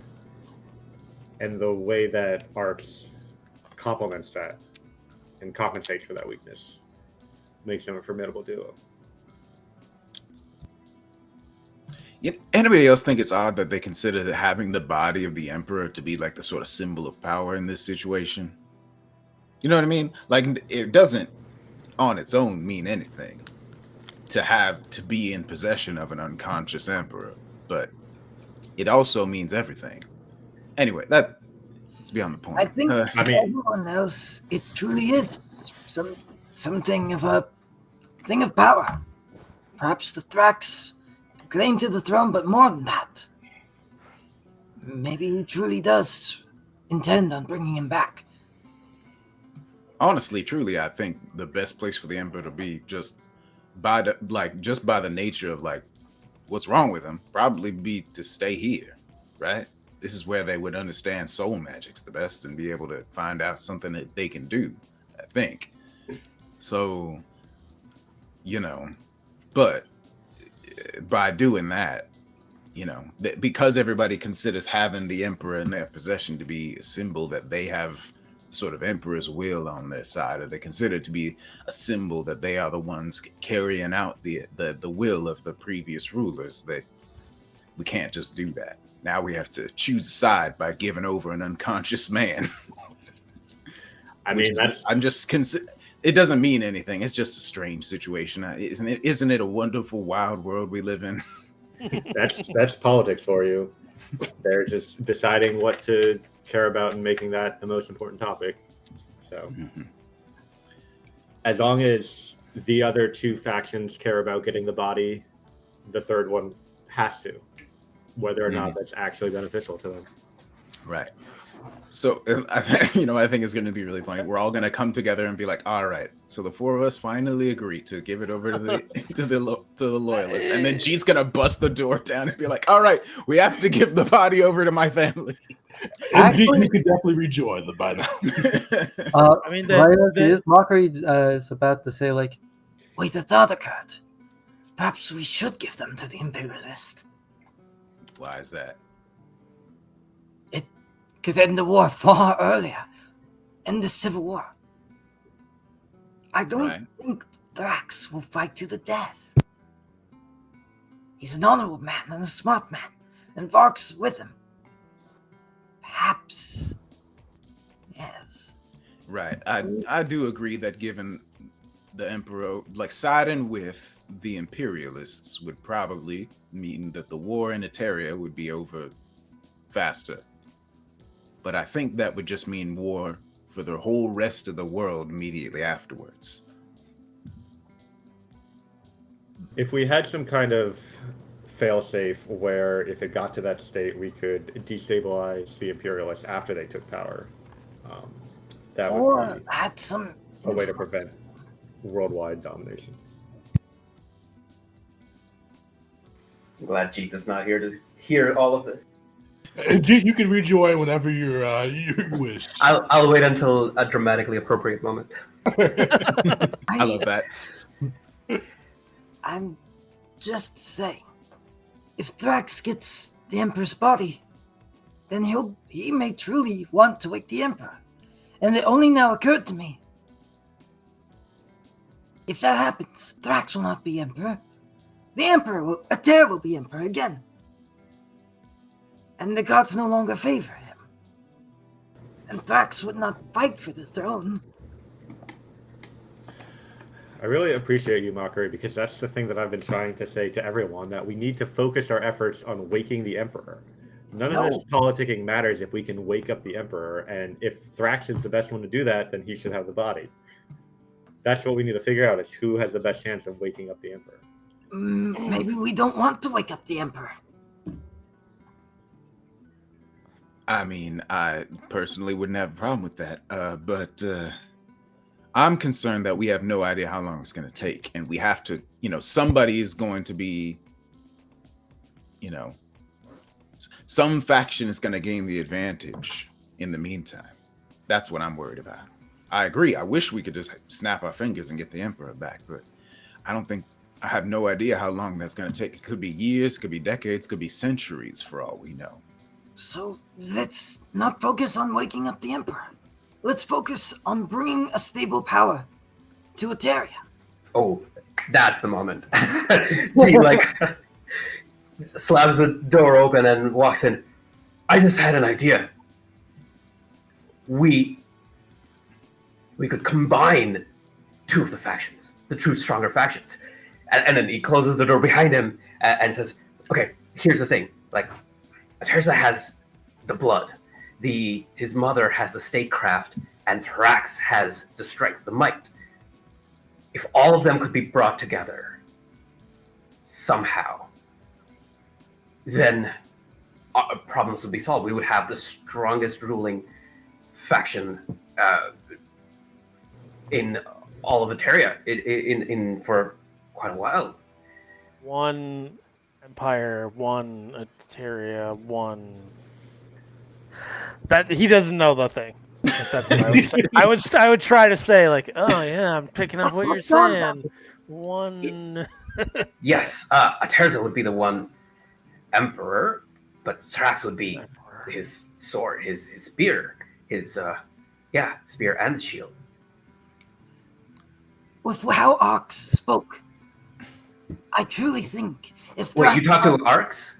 Yes, with how Arx spoke, I truly believe that if Thrax believed that victory was not possible, but it was also in the Emperor's best interest to side with the Imperialists. The reason why he even threw his own head on the line is because he didn't believe in the Imperialists. If he believes in them and joins them,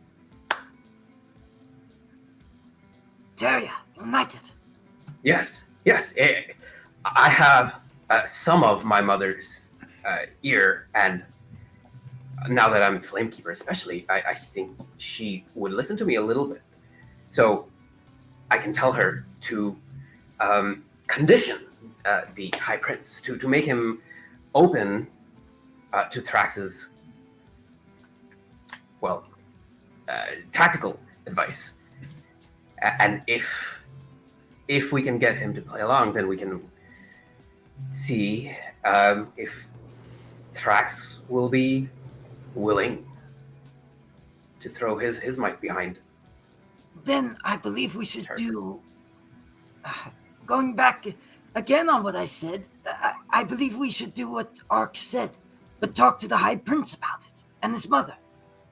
We don't give the body to the imperialists. We do give them to the loyalists. So they have a united front to fight. If we're able to broker peace between all three factions, Jeet's alluding to. Right? Well, I didn't say all three, but three would also be nice. Yes. Two of the The factions problem is, smack the other. Okay. I like that idea, but the problem is the whole reason that Thrax is himself separate from the Imperialists is because he does not believe in Terz's ability to rule. Yes. How would we convince him of that? Well, so his biggest issue with the Imperialists is their lack of discipline. But I was thinking, we have one piece of information that I don't think any of the three factions have, and that is that the Emperor no longer has Nar's approval, and Nar is open to anyone claiming his approval. But really, that's because Jeet went on this trial and had a chance to speak to Nar. So what if we tell Thrax that Nar has thrown in his support for the prince? Then Thrax would be honor bound to serve Nar's will. Does Thrax care about Nar's will? He's an Etarian. One who is devoted to honor and the nation of his people. I think it would be influential at the very least. We saw Arx talking the first flame. I don't know if we could deceive him like that. True. Perhaps it's better to bring up the notion to the prince that he could earn Nar's favor, but he would have to learn the ways of the monks, perhaps. The discipline. Yes, he could learn honor and learn the respect of Thrax. But he also might be too old. He's young, but he might be stuck in his own ways. All right. If we must unite the two factions against the loyalists, I suppose I would be willing to give up ground on that and just know that I will have to be fighting. I will in about 3 years, I'm expecting to be in Codinia fighting against Ataria. And I support you in that. What I say does not leave this room and does not get to Bennick. The Codinian queen scares me. She's a kook. She's crazy. She's crazy. She's crazy. At least in my opinion, everything sorry. I've heard of her. I lived in Vessanon. Sorry. Oh, yeah. You said the Codinian queen. My bad. Yeah. Yes. Is she? I don't know anything about her. What happened? Why is she crazy? I need to know. I'm not getting it. Pick up a book. All right. You can make a society check if you'd like to. Sure. I did pass through Codinia on the way here, so I would have a reason to be aware of why she's crazy. If it's obvious, then yeah, it makes sense. I mean, I see what you're saying. I don't know how obvious it is, but visceral. I felt it in my chest like the pick up a book. Yeah, you wrote really well there. So That was me. Queen by the way. Zaina, I wouldn't say crazy is a good way to describe her. Ambitious, calculating, ruthless, Crazy. using her kingdom's very good image to do whatever she wants to. Yeah, those are good ways to describe her. Codinia has they're very powerful. They're one of the largest the strongest three nations in Khazia, but they've got very big little brother energy. They were the ones that got bullied for literally millennia. They got big. They took over a lot of what used to be Scenaria and Mechas. And now they still feel like they're pushed around, even though they're one of the big guys. They got a chip on their shoulder. Zaina is ambitious, ruthless. Wisteria, you would know working with them. Mokulin and Codinia have like the strongest trade relationship between nations. They're very big on industrialization. They're Queen Zane has big plans. I'm just saying, the people of Eteria, despite what you've seen them be to me, are a lot better to me than the people of Codinia. And I would not mind to see that brought to Codinia. I don't want to see that burn, but I would like to see change.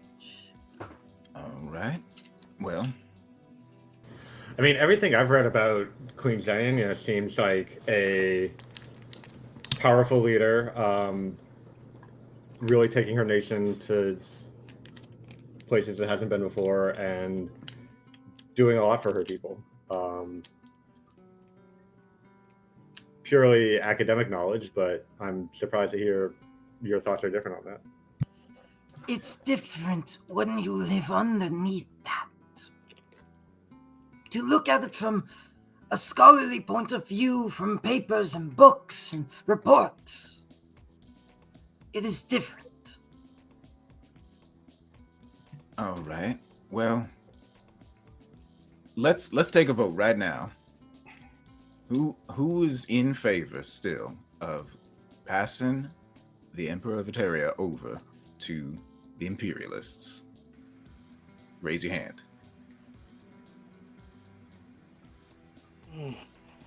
I'm all right. That is fewer votes than I expected, so that's surprising to me. Okay, then in favor of handing the Emperor over to the Loyalists, raise your hand. Oh. All right. So that's not the way I expected. two half votes, so I'll consider that one. I saw this area 3. I guess that's 1.5. Is Loyalists. keeping him at the monastery still on the table? Is No. Is that okay? No, Okay. Melissa said that they can only hold him for so long, and I would rather not have any of the armies arrive here. Okay. True. Then Makes sense. my vote at that point, I think, is to the loyalists. All right. Belric, you got any ideas? I look to Bear. We all look to Bear in this time of need. Bear shrugs. Bear drops a political dissertation on the proper leadership of Eteria. Bear's third eye opens as he reveals the future to us. Bear shrugs. I mean, I'm gonna stand by. Like again, I'm kind of going against like what's gonna be the least amount of bloodshed here, and to me, it sounds like if we're able to convince the 2 factions to join, that would be ideal. The least amount of bloodshed. So, when you say which 2 factions do you mean? Are we talking Imperialists and Thrax for that? Yeah. Yeah. So I think I'm against the Loyalists and for if we're able to convince 2 factions, but I don't know if that would happen. So. All right. So that means. And G, you said you sort of voted for the Loyalists, but you seemed very non-committal about it. Is that your vote, or were you? It is. It is. I understand what was proposed earlier. That a possible way to unite the 2 factions is to strengthen the. That was proposed by you, Jeet. No, when you kicked in the door. Me. Yes. Yeah.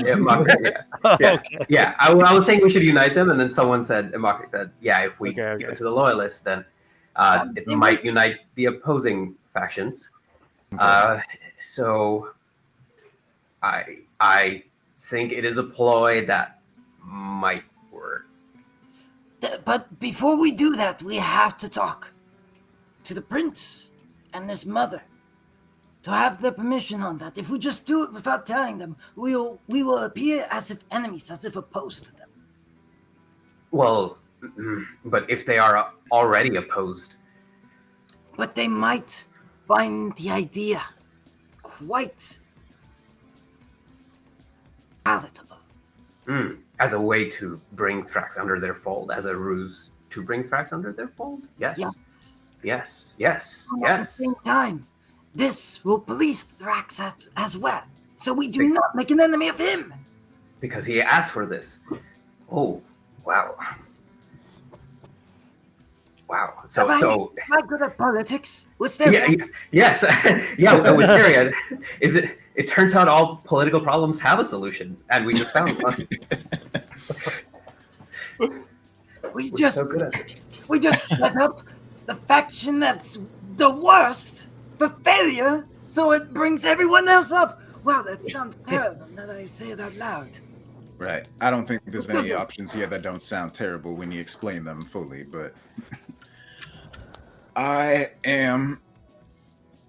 hate it, but but that sounds, I'll do it. I agree. I see the wisdom in it. You say you're hated, but I've noticed Rashanael hasn't been interrupting us at all. Rashanael finds the politics of men tedious. Rashanael is, again, about destroying fiends. So if none of these factions have outright come out, I think all three factions are anti-fiend. So Rashanael does not care one way or the other. Yes, the prior... For once, thank goodness. Prior infernal god of pestilence and apathy was, we're not getting into history. She's gone now. So, just so I understand, the plan is to give the body to the loyalists, but before we do so, talk to Prince of Terza, and preferably with his mother there, with the idea of having the Imperialists and Thrax unite against the loyalists. Thrax swearing his allegiance to the Imperialists, they defeat the loyalists, and now there is one empire. Right. And I think the hope then is that Thrax would be a sort of calming influence on the prince. There's more Imperials coming, but I will say you're not going to get both Jeet's mother Haruna, Lady Akenna, as well as Prince of Terza. It'll probably be one of the two that shows up to the Emperor's Body Summit. We just hope it's his mother. The prince's mother. Because if it's the prince himself, I don't think he'll care. I don't know him. But from what I've heard, I don't think he'll care. To me, like I said, I hate it, but it is at least a plan that has a start, a beginning, a middle, and an end that seems like it could happen. And I don't think I'm going to find any solutions that I fully like. So I'm choosing the one that seems feasible, at the very least. You have to pick the lesser evil to make sure the greater one does not come into being. Right. I'm just very much hoping that Thrax can be a positive influence. Otherwise, well, bad things are going to happen in the future. But if it happens, we'll deal with it, I suppose. We aren't the only decision makers about this. We are just like one vote. Influencers, yeah. Right. We could go in there and campaign for hours and hours, and then the decision gets made beyond us. Who knows? But if they agree that's Thrax voting, that's them voting, us voting, and the Imperialists are obviously going to vote for themselves. Right. So that means that we need to arrange a meeting with whoever is representing the prince in the local area immediately. Out of character, do we know who is representing the prince in this meeting, in this summit? Jeet's mom. Okay, I was wondering. She's representing the Imperialists. Right. As you guys, actually, let's just get into that. As you guys have that conversation, as you're looking over kind of the Nars Inferno and kind of the mountain from the monastery, you do see like this formation of wyverns fly overhead. They are wearing, these wyverns are outfitted in like this blue and silver armor plate, flying in like this ornate, like it's very skillful, very showy, but very skillful. Like it this was practiced formation. They're flying through. There's one at the center of them. They do this like crazy like spiral, almost making it look like a tornado of wyverns as the 6 of them come plummeting to the ground, stopping themselves just before they hit, flapping their wings. And you do see the Imperialist banner kind of held in one of their hands as they make their way to the ground. And you see this kind of descending from the lead wyvern. You see this man in like a dragonborn, I should say, an intricate plate. He is wearing, his plate is like very similar to his own scales. It's a mixture of gold, silver, and platinum scales, with the platinum almost accentuated. Society check needed. A tear is the only one that usually has platinum scales, so he's got like flecks of platinum scales, and like he almost accentuates that with his armor and his own skin as well to really show off that platinum. But you see High Prince Aterza descend from one of the wyverns. 5 people behind him, kind of wearing the Imperialist logo. But definitely, just like they came in, like you heard, like you see them flying through this intricate formation. You surprisingly like heard music playing as well. Like you'd guess magic probably was doing that because it was coming from the wyverns. But you heard music playing. It's definitely one of those ones. It was designed to grab attention, and you see Aterza kind of descend, take his helmet off, throw it back to one of the guards that came along with them, and just like one of those ones, like if you ever saw somebody walk towards something, like not looking down, not looking around them, just like without a care in the world, but moving extremely with extreme purpose, he just walks towards where the shrine and the meeting will be taking place. We're fucked. And that's where we end the session.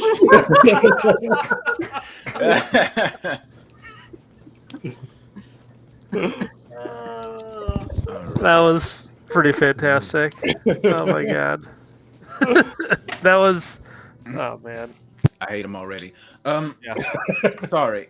Can I feel really bad asking this question because we just talked about it. Thrax wants us to give a terror over to the loyalists. Yep. Because it will. That means the Imperialists won't be gunning for him, and the Imperialists don't have the body. Right. But then Thrax still does not want to support either side. I think we He just just saw thinks one that of the biggest reasons why. Right. He doesn't want to support the Imperialist. And Arx was pretty like upfront about it too. The Imperialists aren't that like for mission statement wise. Imperialists and Thrax, one empire, one emperor, one world. They share the same mission statement.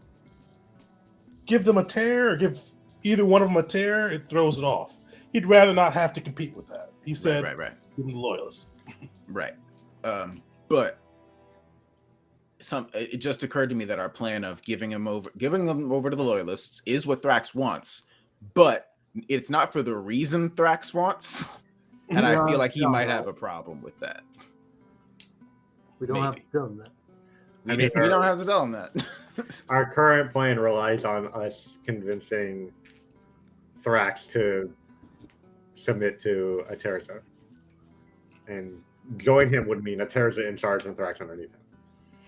So that's... So we need to turn Aterza into a respectable person. You know the best way to teach them some respect? Beat them in a duel. No. No. Oh God. Don't do that. Don't encourage him.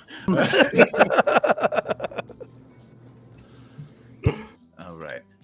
That part of I will say, Tegan, does it look like, just looking at him, does he look like a really good warrior? Or does he look like he's been puffed up to look like a good warrior? I mean, he did some impressive wyvern flying. Give me a perception check. All I needed to hear was the wyvern flying to know this guy's gonna be like Anakin. Like Anakin.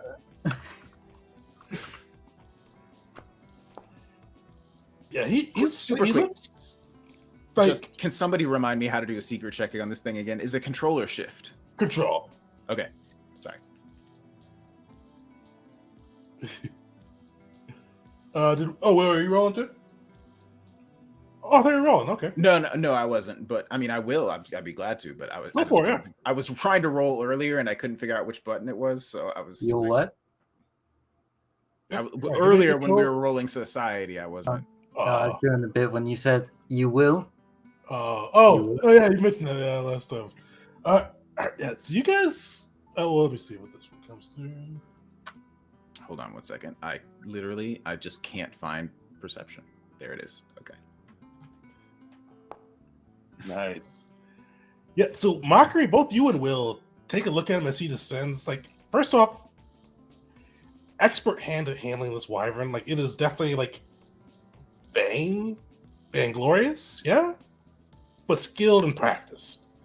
As he descends, like he's not he's not as tall like as the first flame. He's only about like 6 foot tall, muscled, and like definitely some showy muscles, but some well practiced muscles. He moves with a natural grace. He's got a kind of a spear on his back, and like it's definitely like the spear. The spear is the one thing that's not ornate about his gear.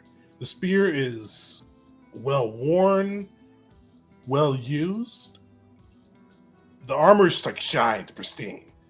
But the way he walks, the way he moves, the way his muscles kind of move with him, and the way the armor looks, he looks like he's been trained his whole life. It looks like he can fight.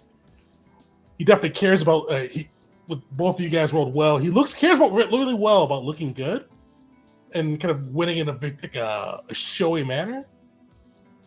But he's not somebody that would be on the back lines. He's somebody that would kind of Atticus guy, as you said, lead from the front, showy, ridiculously risky. All right. Cool. Good to know. All right, so we need to arrange a meeting with somebody close to him very soon, like immediately before the meeting starts. I don't know how much time we have, but it's not enough. I would like to do that. I don't know how to go about it, but I am declaring it. I do that. I have a contact. I can take you to her. But I need you to be persuasive because I have so far been evasive. I would like, I want to speak to whoever I think could at least, convince Aterza of this. I don't know if I could convince him myself, but I could at least convince an advisor of his, perhaps. Let's go see your mom. And I heard I think you briefly mentioned her name. Was it Haruna? Yes. Haruna Abe, or I don't know if she has honorifics attached to that now that she's at the court. But you wouldn't go too wrong to address her as Lady Haruna Abe. Or Mrs. Jeet. That is not accurate. Jeet is not my last name. It is not even my first name. Okay. Yeah, you I guys almost do spit out my find- water. You see Haruna in the courtyard. She definitely kind of watched the whole entrance. She didn't immediately rush to meet the prince. I would like to immediately rush to meet her. As in a stately way. I'm trying to be a diplomat here. And I am wearing my fancy clothes. Oh, you getting fancy clothes on. All right. Yes, it's an important meeting today. All right. So you do see her standing there. You know what? I accidentally demonstrated it. Here we go. Just click that Oh, I button. think you did it on purpose. That's perfect. Yeah, you see her standing with her guard, and like her, and small bit of comparison. Like her guard, like definitely Clan Abe's like garb. Like they look they look very competent. His garb looks like it's royal. Like it just looks over the top, showy armor. Like it looks like it came out of a storybook. Is the best way to describe what his guard looks like compared to like her guard. But you see her standing there, and she sees you approach, and he goes, "Oh, well, I'm sure you saw our prince arrive. Are we ready to head to the discussion table?"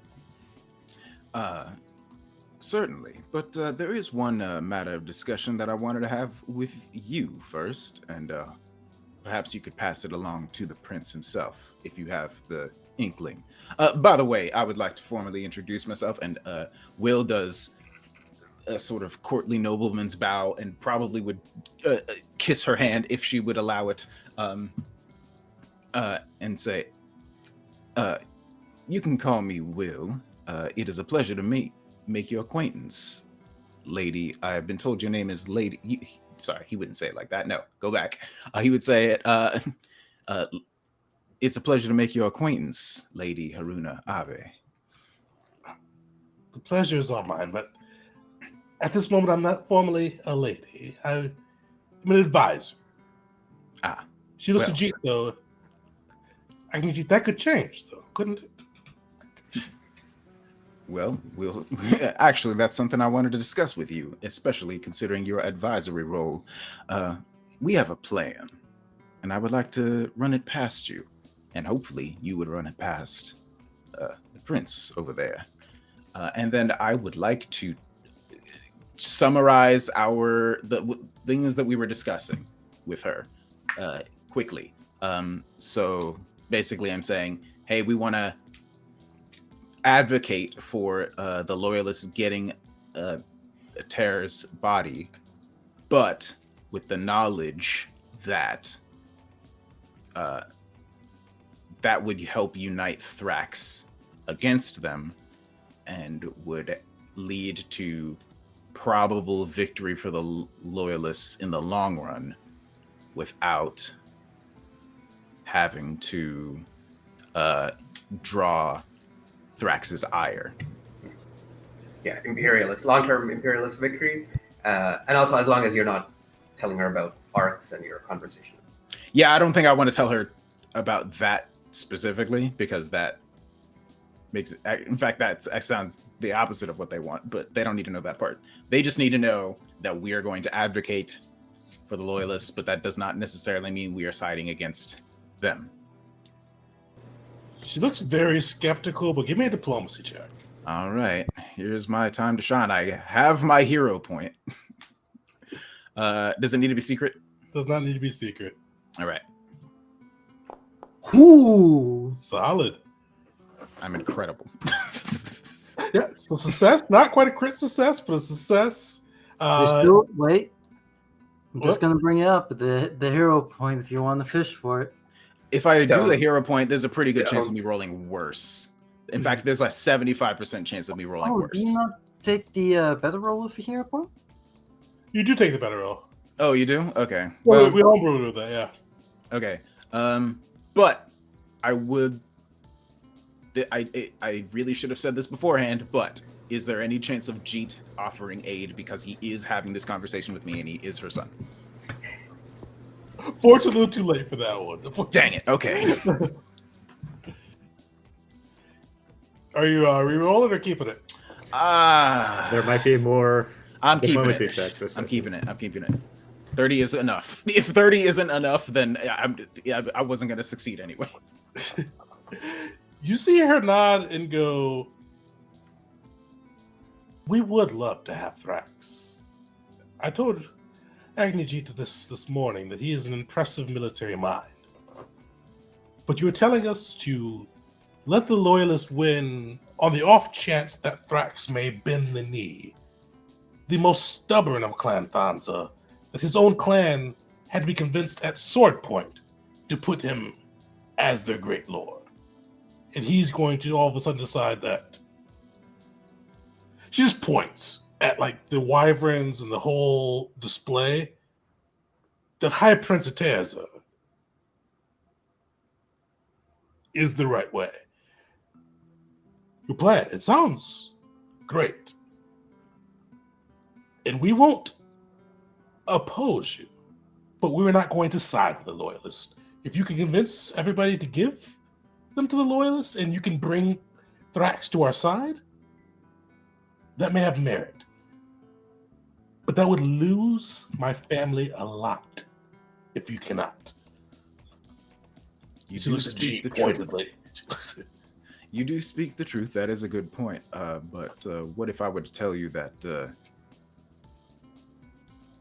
the general himself is, or at least his advisor, is already on board? On board to join the Imperialists? Already supports the idea of giving the... No, wait. No, that doesn't make any sense. Never mind. Forget I said anything. Never mind. I was as soon as I'm like saying it, I'm like, no. What the thing I was gonna say is stupid, and I don't think Will would say it. Mistakes happen sometimes in the heat of the moment and desperation. That's true. We don't need to. I would like to rewind approximately 30 seconds in this conversation, if possible. We'll give it to you this time. Okay. All right. I understand. Yes, those girl. Not too long from now, I will gain an ability that will kind of allow me to do that, but usually for other people. Anyway, right. Well, you know our plans, so I look forward to a spirited conversation. I am sure it will be a long and arduous one, but I believe that the people of Eteria will come to the just and righteous conclusion. You see or not, of course. Hopefully the gods ordain our decision and light shines through it. But the Imperialists are the way forward. If you can bring whoever into our fold, if you can bring Thrax into our fold, that is something to consider. We would love to have the general and his factions under the Imperialist banner. But right as the moment you've got vague assertions and you want us to lose the Emperor's body, costing my family. If the loyalists wind up with the body, we can see if your plan plays out. But I will be fighting to keep it and keep what is mine. All right. Perfectly understandable. I hope you understand that we have no hard feelings. Of course not. My son is with you. Of course. I would do anything for my son. I wish he would return the same loyalty. He's standing 2 feet away. So I'm like, oh God. When she says I would do anything for my son, there's almost like a startle and surprise. And then when she finishes her thought, he goes back to, yes, this is more of what I was saying. All right. As we head back to the rest of the group, I would like to just point out to you, I think it would be very enlightening if you reveal to the entirety of the people assembled that Nar is no longer in favor of the Emperor. I'm very curious to see how everybody reacts to that.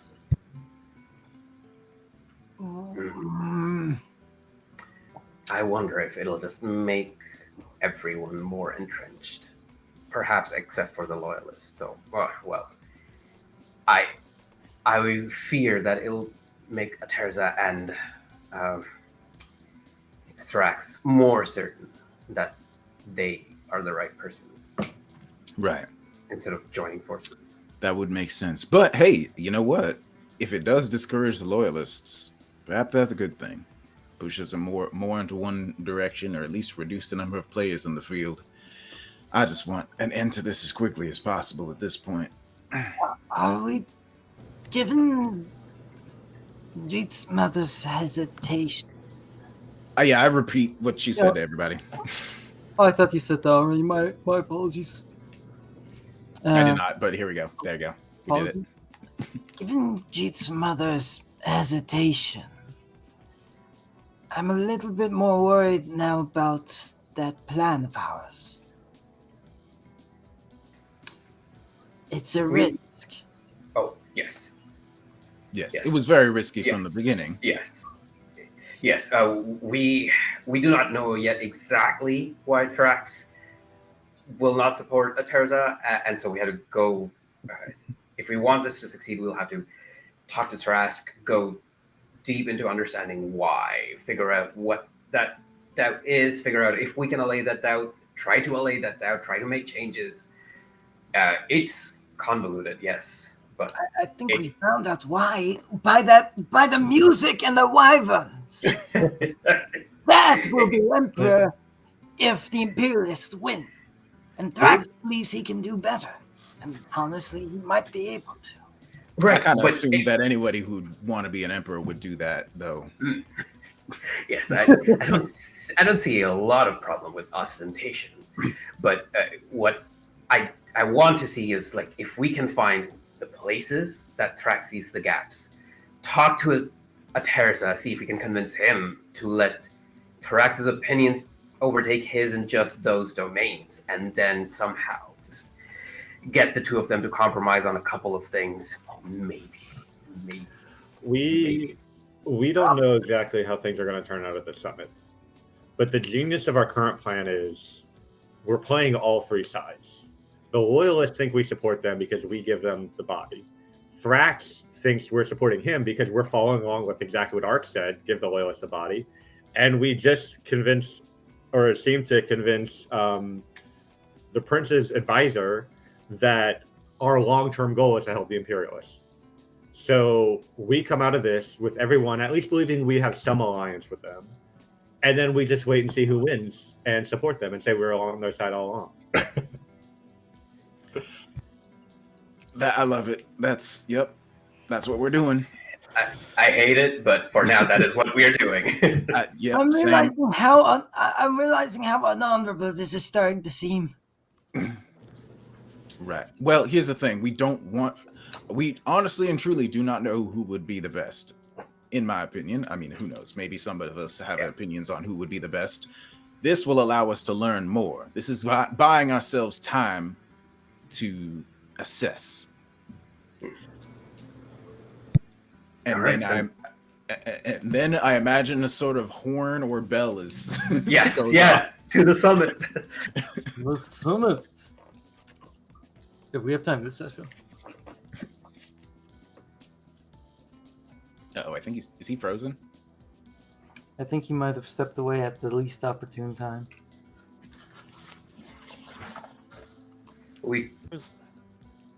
Hey, he's back. Yeah, so my internet blanked for a second. What happened? We're done talking and ready to start the summit. Nice. But you guys are able to kind of follow in after Haruna, after the prince, into this kind of like and G, you've been in this section of the monastery before. Like, this is like their, not like often though, like this is like their like formal like reception area within this monastery. There's like a large table with like a burning like blue flame in the center of it, with kind of like, it's a round table with kind of like seats around it. You do see Melissa in it. You do also see the first flame Venick in it as well. But you also come across, you see kind of standing next to High Prince Aterza, you see the advisor Haruna, kind of like she's looking up at this prince, and she's kind of like speaking to him, like she has her hand in front of his mouth, like speaking quietly. Aterza just seems, his eyes are not burning, but like his eyes seem focused, and he is glaring, and you see him like looking across the room at this wizened kobold who's got like faded gold scales, and he's just glaring at him. And you guys, no role necessary, would pick up that this is the kind of one of the principal advisors to the Loyalist clan. He is the great lord of the Amube clan of kobolds, one of the six principal clans of Ateria, and his name is Asen. And you see he's got kind of these faded scales, long horns, big ears, and he is standing on the opposite side of the table. He is like the great lord of the clan Mube, but also like the advisor, one of the core advisors for the Loyalist faction, has come to negotiate on their behalf. But you see Melissa kind of gestures along with the first flame and goes, please, everyone sit. It is time for us to discuss the future and what must be done with our honorable emperor, Ater. And as you see, kind of she gestures that, you do see Barrick come in as well, along with even Sarah, and they both take a seat too. She goes, before we begin, I do want to make sure that all are on the same page with what has happened. Squad 7 of the High Arbiters found the Emperor, saved him from his own Imperial Guard who has gone mad with him, with whatever has befallen him occurring, bringing him to the Temple of Thana, where the Gavels assisted them in fighting off the Luminescence and eventually brought the Emperor here. Our priests, along with, she kind of nods over to the first flame, along with the Flame Keepers, have examined Ater's body, finding that his soul had been split into 3. Recently, we've also found that his soul, those pieces of the soul, are on the material plane of Kasia. We found the general location. At this time, we've not been able to narrow them down. But one piece of his soul is in the dominion of Messia. Another piece, the dastardly infernal Imperium of Mechis. And the last, the kingdom of Dosa within the Dosan Federation. We do not know why these pieces are there. We do not know if the nations know of these pieces. But they are separate, and until they are reunited, the Ater will not awake. Oh, that's... I have a quick question. Is this the kind of meeting where just anybody can speak up at any time, or should I remain silent? Yeah, you can speak, yeah. I would like to sort of clear my throat to gather everyone's attention. And that is fascinating news. We did not know that ahead of time. Have you sent word to these different nations to find out whether they know that they apparently contain a piece of the Emperor's soul? Arx laughs. He goes, "What? Why do we tell them that we're in the midst of a civil war? Our armies are split. Yes, and you've got our Emperor's soul. If they know, they know. If they do not know, why invite weakness?" Well, I would think that perhaps it wouldn't be inviting cooperation, but I suppose if you believe that they would be against you, then that is a foregone conclusion then. You do see kind of in a more quiet tone, Haruna goes, "Unfortunately, Messia is a rival. We do not know if they possess it. It could be a prelude to war. Mechis is an enemy. They're infernal and they're infernal gods." She looks over at you, Mockery. They're an abomination. Dosen, that's not. You're a Tarian, I say to like everybody. Don't you care about your emperor? Don't you care about bringing him back? If sharing information will get him back even a day sooner, shouldn't that be your primary objective? I don't see anyone here loyal to the emperor. Loyalty to the Emperor does not mean inviting an invasion. Loyal to the Emperor means doing everything possible to get him his soul's pieces back. Of course, you and Abe would say that. Hmm. And Moncrief. that was Arx that said that too. Oof. Yikes! I thought we were friends. Moncrief's gonna lean into Belric and just say, That changes everything. If the Imperialists get the body now, likely they will invade either Messia, Mekis, or Dosen.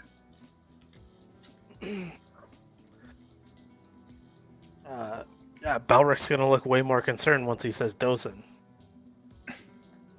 Mm-hmm. All right. Well, forgive me for interrupting. Please carry on. You see, she goes. Melissa kind of continues again.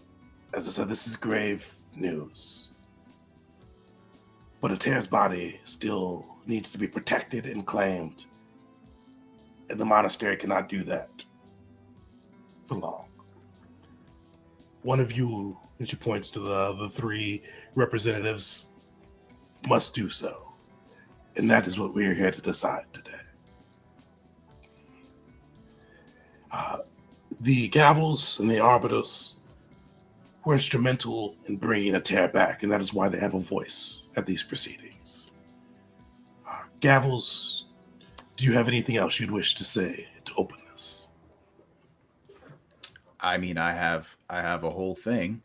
I'm saying this out of character. Sometimes I'm realizing it's not always 100% obvious. I think Will has a sort of short, impassioned speech that he would say in favor of the loyalists. So what's Will say? You have to go through this one. What does Will say for this week? All right. But now, okay. See, oh God, I wish we'd known this ahead of time. This throws a whole wrench into my thoughts because I was planning. Just roll Okay. dice? No. No, yeah. Remember, we want the loyalists to think that we're Right. supporting them, even though right, everyone else knows Will that would- we're not supporting them. Will would. Oh God. And no.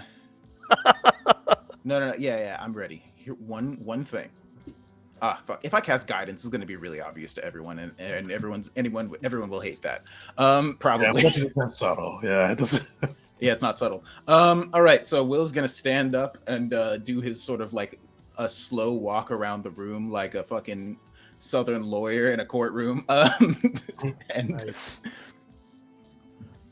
we have discussed this at great length, and I assure you, it was not an easy decision at which to arrive.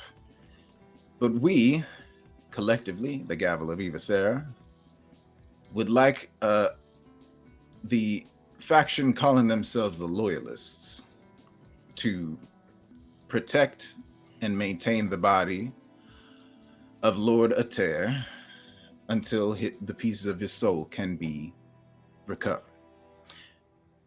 It is right in the name, you see. They are the ones that remain loyal to the will of the Emperor, which, in our opinion, was primarily in favor of peace, prosperity, and safety for the people living within the lands.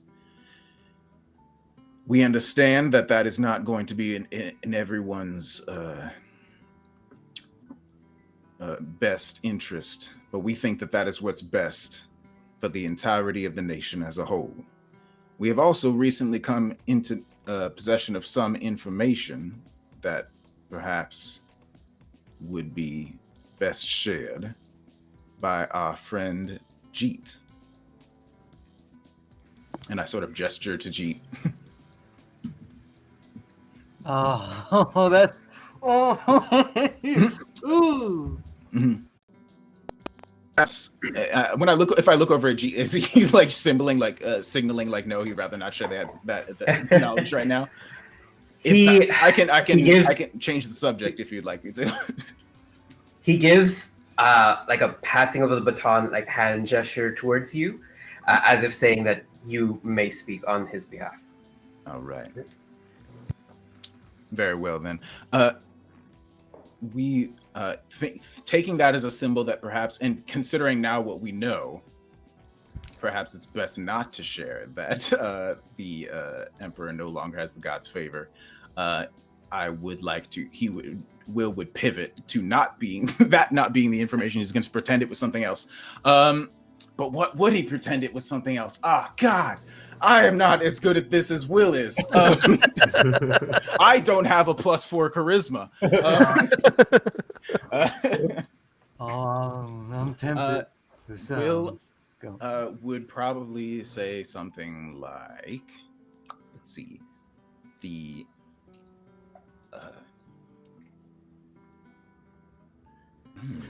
Say something politically meaningless like, but we love all factions and everyone is very nice and friendly. We believe in the long run that all of the Eterian peoples will become united under a single banner because we have seen a vision from the gods. Alluding to the sort of a different vision from the gods that we actually got that I have never actually brought up until this moment. Or you could just say it was the same vision from Power. Yeah, that's what I'm saying. I'm now talking about the vision from What was her name? Pawa? Is that her name? Yeah. We received as a group, or not we. I think who was the one that got that vision specifically? Well, G got a vision, yeah. Okay, yeah. Our friend Agnijit Abe received a vision from the goddess Pawa that divided the nation as a whole would fall. That we should that uniting the people of Eteria is paramount to the continued survival of all of its people. One faction taking over would not last.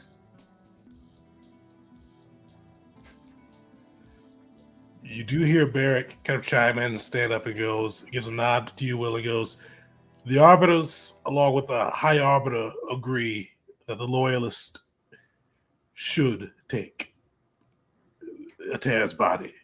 We agree with their vision. I cannot speak for the gods, but we agree with Will.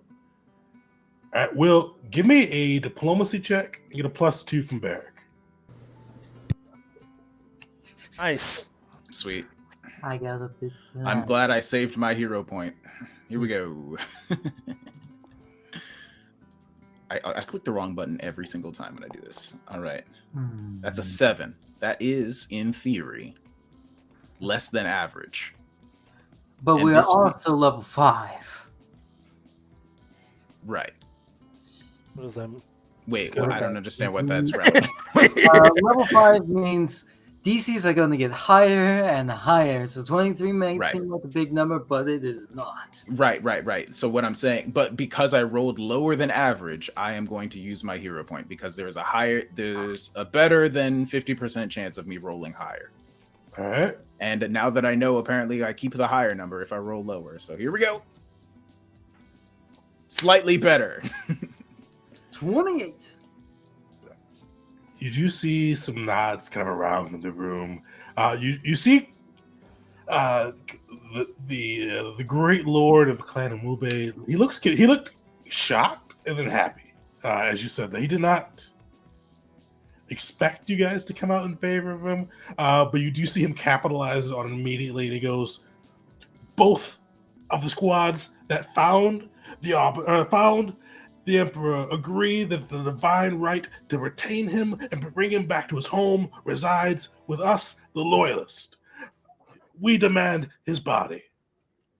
You do see, like, Arx is kind of like leaned back. You kind of see him go, like, he kind of like somewhat forcefully, but you guys can see through it fairly easily. He goes, we object. General Thrax will not let this stand. And he just trails off at that. He just says General Thrax won't let this stand, waves pretty like forcefully, but then leans back. Mockery. Haruna seems somewhat passive. Oh, go ahead. Sorry. Mockery would have stepped forward to kind of like respond to that right there. Okay. And he'll stand point his finger rather than sword, because he's not going to draw a sword in the fucking summit like this. And he'll say, I have seen Thrax. I have dueled Thrax. And I have done missions for Thrax. And I will tell you, Thrax does not get the Emperor's body today. It will be the Loyalists. They will unite Eteria together under the Emperor's vision. What he had ordained Eteria to be before his passing. And while some look at the past and try and glorify it, the truth of the matter is that Eteria had a different vision for the Empire, a new vision, and the Loyalists embody that. Mockery, give me a bit of a diplomacy check. all right. Also, Mockery's going to kind of mutter to himself. Why do I feel like I'm in pain? Because I feel like this is kind of teetering on the line of going against his anathema.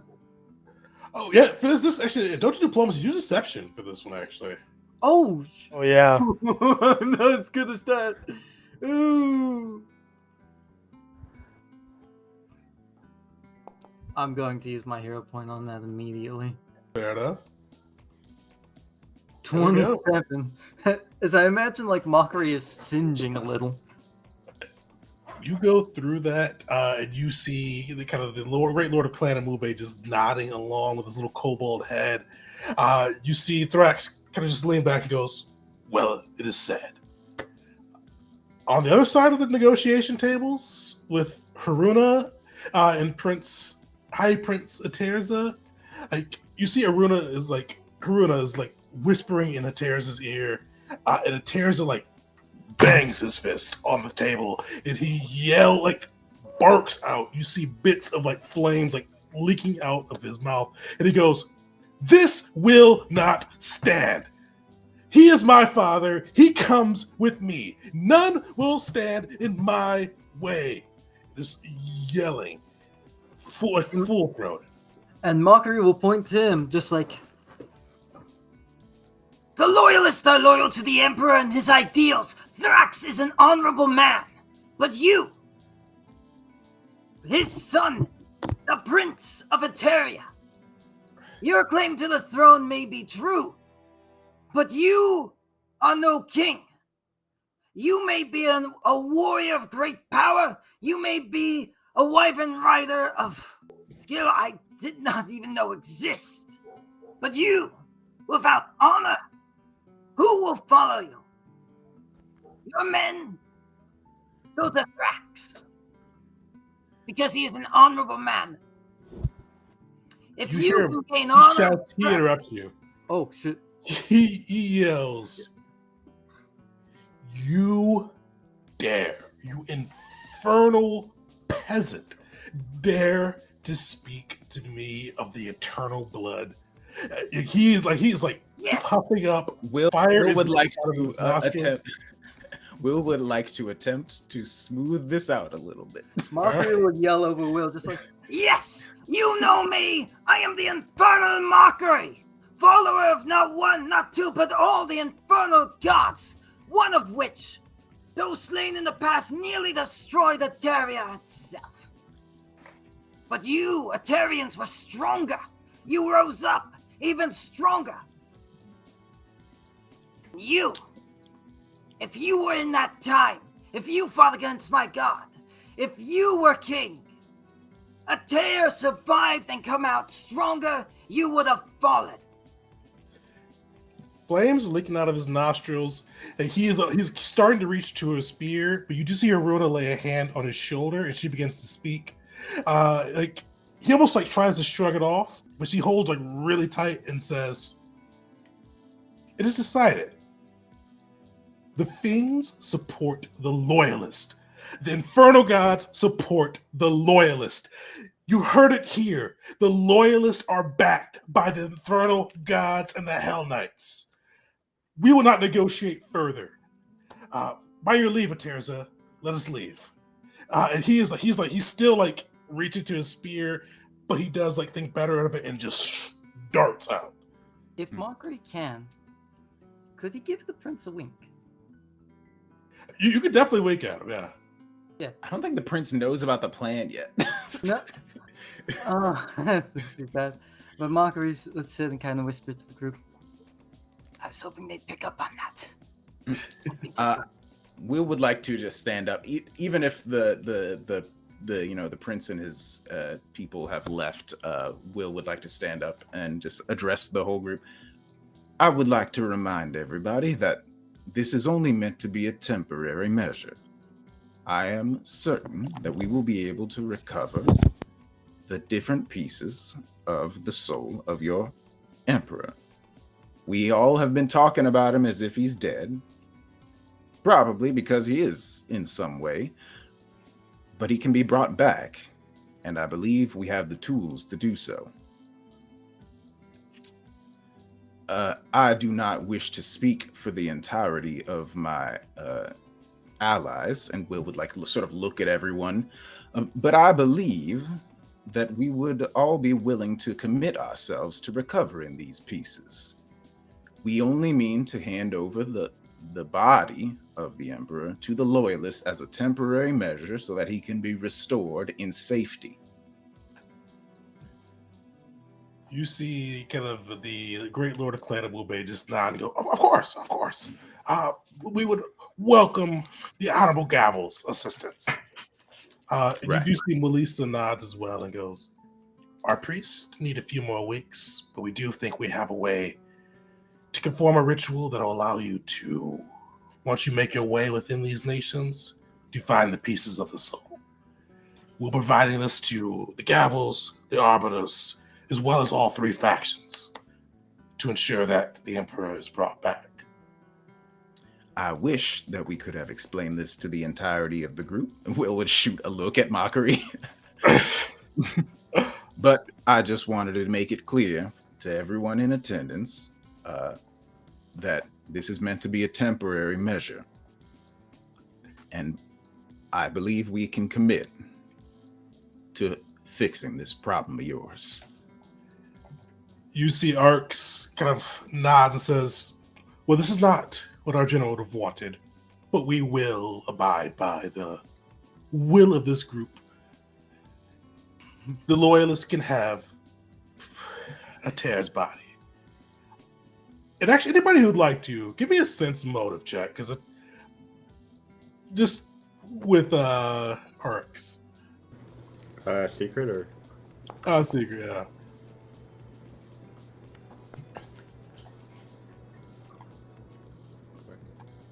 Oh, perfect. Do we miss anybody? All right.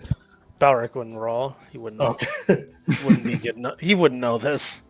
Will Mockery, like, What did Bear roll? Wisteria, it's hard for you guys to read Arx. Like, he's got like that practiced politician kind of look. Will Mockery, you guys, he seemed to bemuse this whole thing, but he looked like a kid who just got his Christmas present when it tears had his temper tantrum. Like, he looked like he got everything he always wanted when he saw that unfold. So he even now when he's trying to look contrite and like he lost, you could tell like his eyes are planning and scheming. During this, Mockery would, this is probably a bad idea. Mockery would like to try and, if possible, slip out. It seems to me like the meeting is coming to an end. Surprisingly quickly. Yeah, just a little bit before the meeting's already over. He's got someone he wants to talk to, but that can be touched upon in a bit. You probably wouldn't be able to catch a Tears, depending on how long you stay. Oh, shoot. Dang. I would also just like to, Will, just being the diplomat, would also like to get the church, the monastery, to publicly state their approval of the, decision. He'd be like, and what says the Burning Dragon Monastery on this matter? As the current holders of the body of the Emperor of Eteria. The Imperialists have left. Thrax's delegation doesn't seem to wish to fight. Both the Arbiters and the Gavels yourselves have indicated the Loyalists should have him. This is the will of the Council. This will serve the monastery. Very well. It seems the decision's made then. Right as it seems like everything is coming to a close, Jeek will stand and say, I am glad that most of us, at least, are able to come to this consensus. I see around me the characteristics that represent the strength of Eteria. I see loyalty towards the Loyalists, honor and might, pointing at Thrax's delegation, and fire and Wisdom? passion. This passion, he says, pointing towards the door, to which Aterza left. I hope that very soon, once the Emperor is back, or even sooner than that if possible, that all of these qualities can come together to lead Eteria. And he sits down. You hear the Loyalist, kind of the Great Lord of Clan Amube go, "Here, here!" You see Arx kind of like, he gives you a nod, but you can definitely, it's a small nod, and he goes, "Well, I must be back to my general. Hopefully it will be one Eteria, as you said. But for now, things may fall as they will. But I do hope to see you all at the fight for peace." And you see him kind of go away. And for Will Mockery, he still looks like that kid who just found Christmas. Like he looks very pleased with these events, but he does kind of walk out the door, and his honor guard kind of surrounds him. And you guys do see, as you look outside, like the 6 wyverns just like screaming off. No music, but like either Ater and his guards are making them howl or what, but you hear them just roaring and howling as they fly overhead. Mockery's gonna look over to Jeet and say, Could you send your mother a letter to tell her that was just a show so the prince could look, say what she said about Infernals? Because that actually was my intention. I don't think I understand your intention, Mockery. Maybe explain to me what? I am a worshiper of Infernals.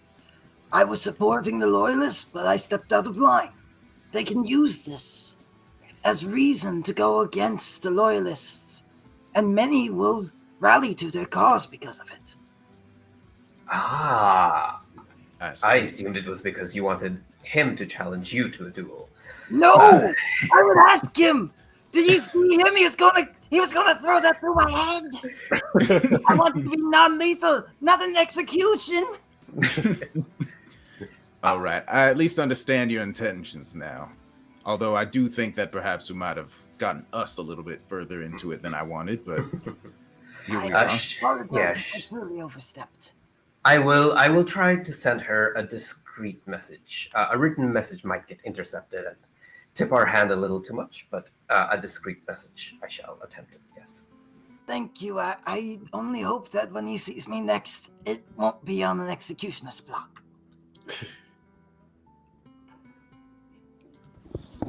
Yeah, that's where we'll wrap today. You all did successfully convince or were able to allow the Loyalist, who seemed to be your new patsy group, to take Ater's body while sowing some seeds of doubt with them maybe being Infernal back. But yeah, so that is where we'll wrap all that side. With that, next session, we'll be getting into downtime for one. as you guys kind of pursue your own ends there. And then we'll also probably start both Will and Wisteria's archetype adventure on that side as well. And with that, the tournament, the fight for peace, is still only a couple weeks away. Is the group still thinking of participating in that? I should ask. I hope so. Yeah, if the monks haven't found the soul locations, then yes, I think so. Okay. During that fight, will I have a pet? Yeah, you'll have bear. Your bear and hyena will both be allowed to participate. Let's go. I'm in. If I recall, it's towards the eastern side of Eteria, which is kind of close to Dozin Federation. We wanted to go afterwards, hunt for a soul over there. That is, it's kind of in the kind of on the edge of Eterian and kind of the mountains of Dosa or Dosen. Would people be opposed to making a detour to Soga, my home, before we get there? I want to check in on my sister and see what she's been getting up to. I would not be opposed. It's kind of on the way. And you know what? Fastest way to travel is probably to go straight south and then ride the river. Depending on which way. I actually don't know which direction this river is flowing because there's no like obvious mountain ranges from where it starts, but I think from near the middle it goes out. Okay, well in that case a ship might not be able to go upriver, but we got magic. This is a world of wonder and well, we'll make it work. As long as we don't run into any of my family over there, because I hear they're raiding the western coast. I got a lot of questions about your family, Wisteria. I got a lot of questions about you. I'm really looking forward to your arc because you're very mysterious. Agreed. Yeah, so with that, we'll get to the next session on that side. You guys do have downtime and kind of ways to make your way towards the tournament, so you can definitely stop in Soga, learn a little bit more about what's really happening with Jeet's sister, and you can see his dad, who's just like he's doing his thing. He's farming. He's doing it. talk to him about rice. And then it sounds like you guys are in for the tournament too, and make your way out that way. Which you can reconnect with the High Arbiter and Leash Spock too. She'll be there, and a secret friend of the Gavels, we'll say. Yeah, so we'll pick up there next session, and then get into kind of Will and Wisteria's. Hopefully, start that. At least get a little ways into that for their archetype adventure. Yeah, so everybody, make sure to join us next week on that side as we get into that piece, and we'll see how it plays out. But thanks everybody for joining us. We'll see you all next time.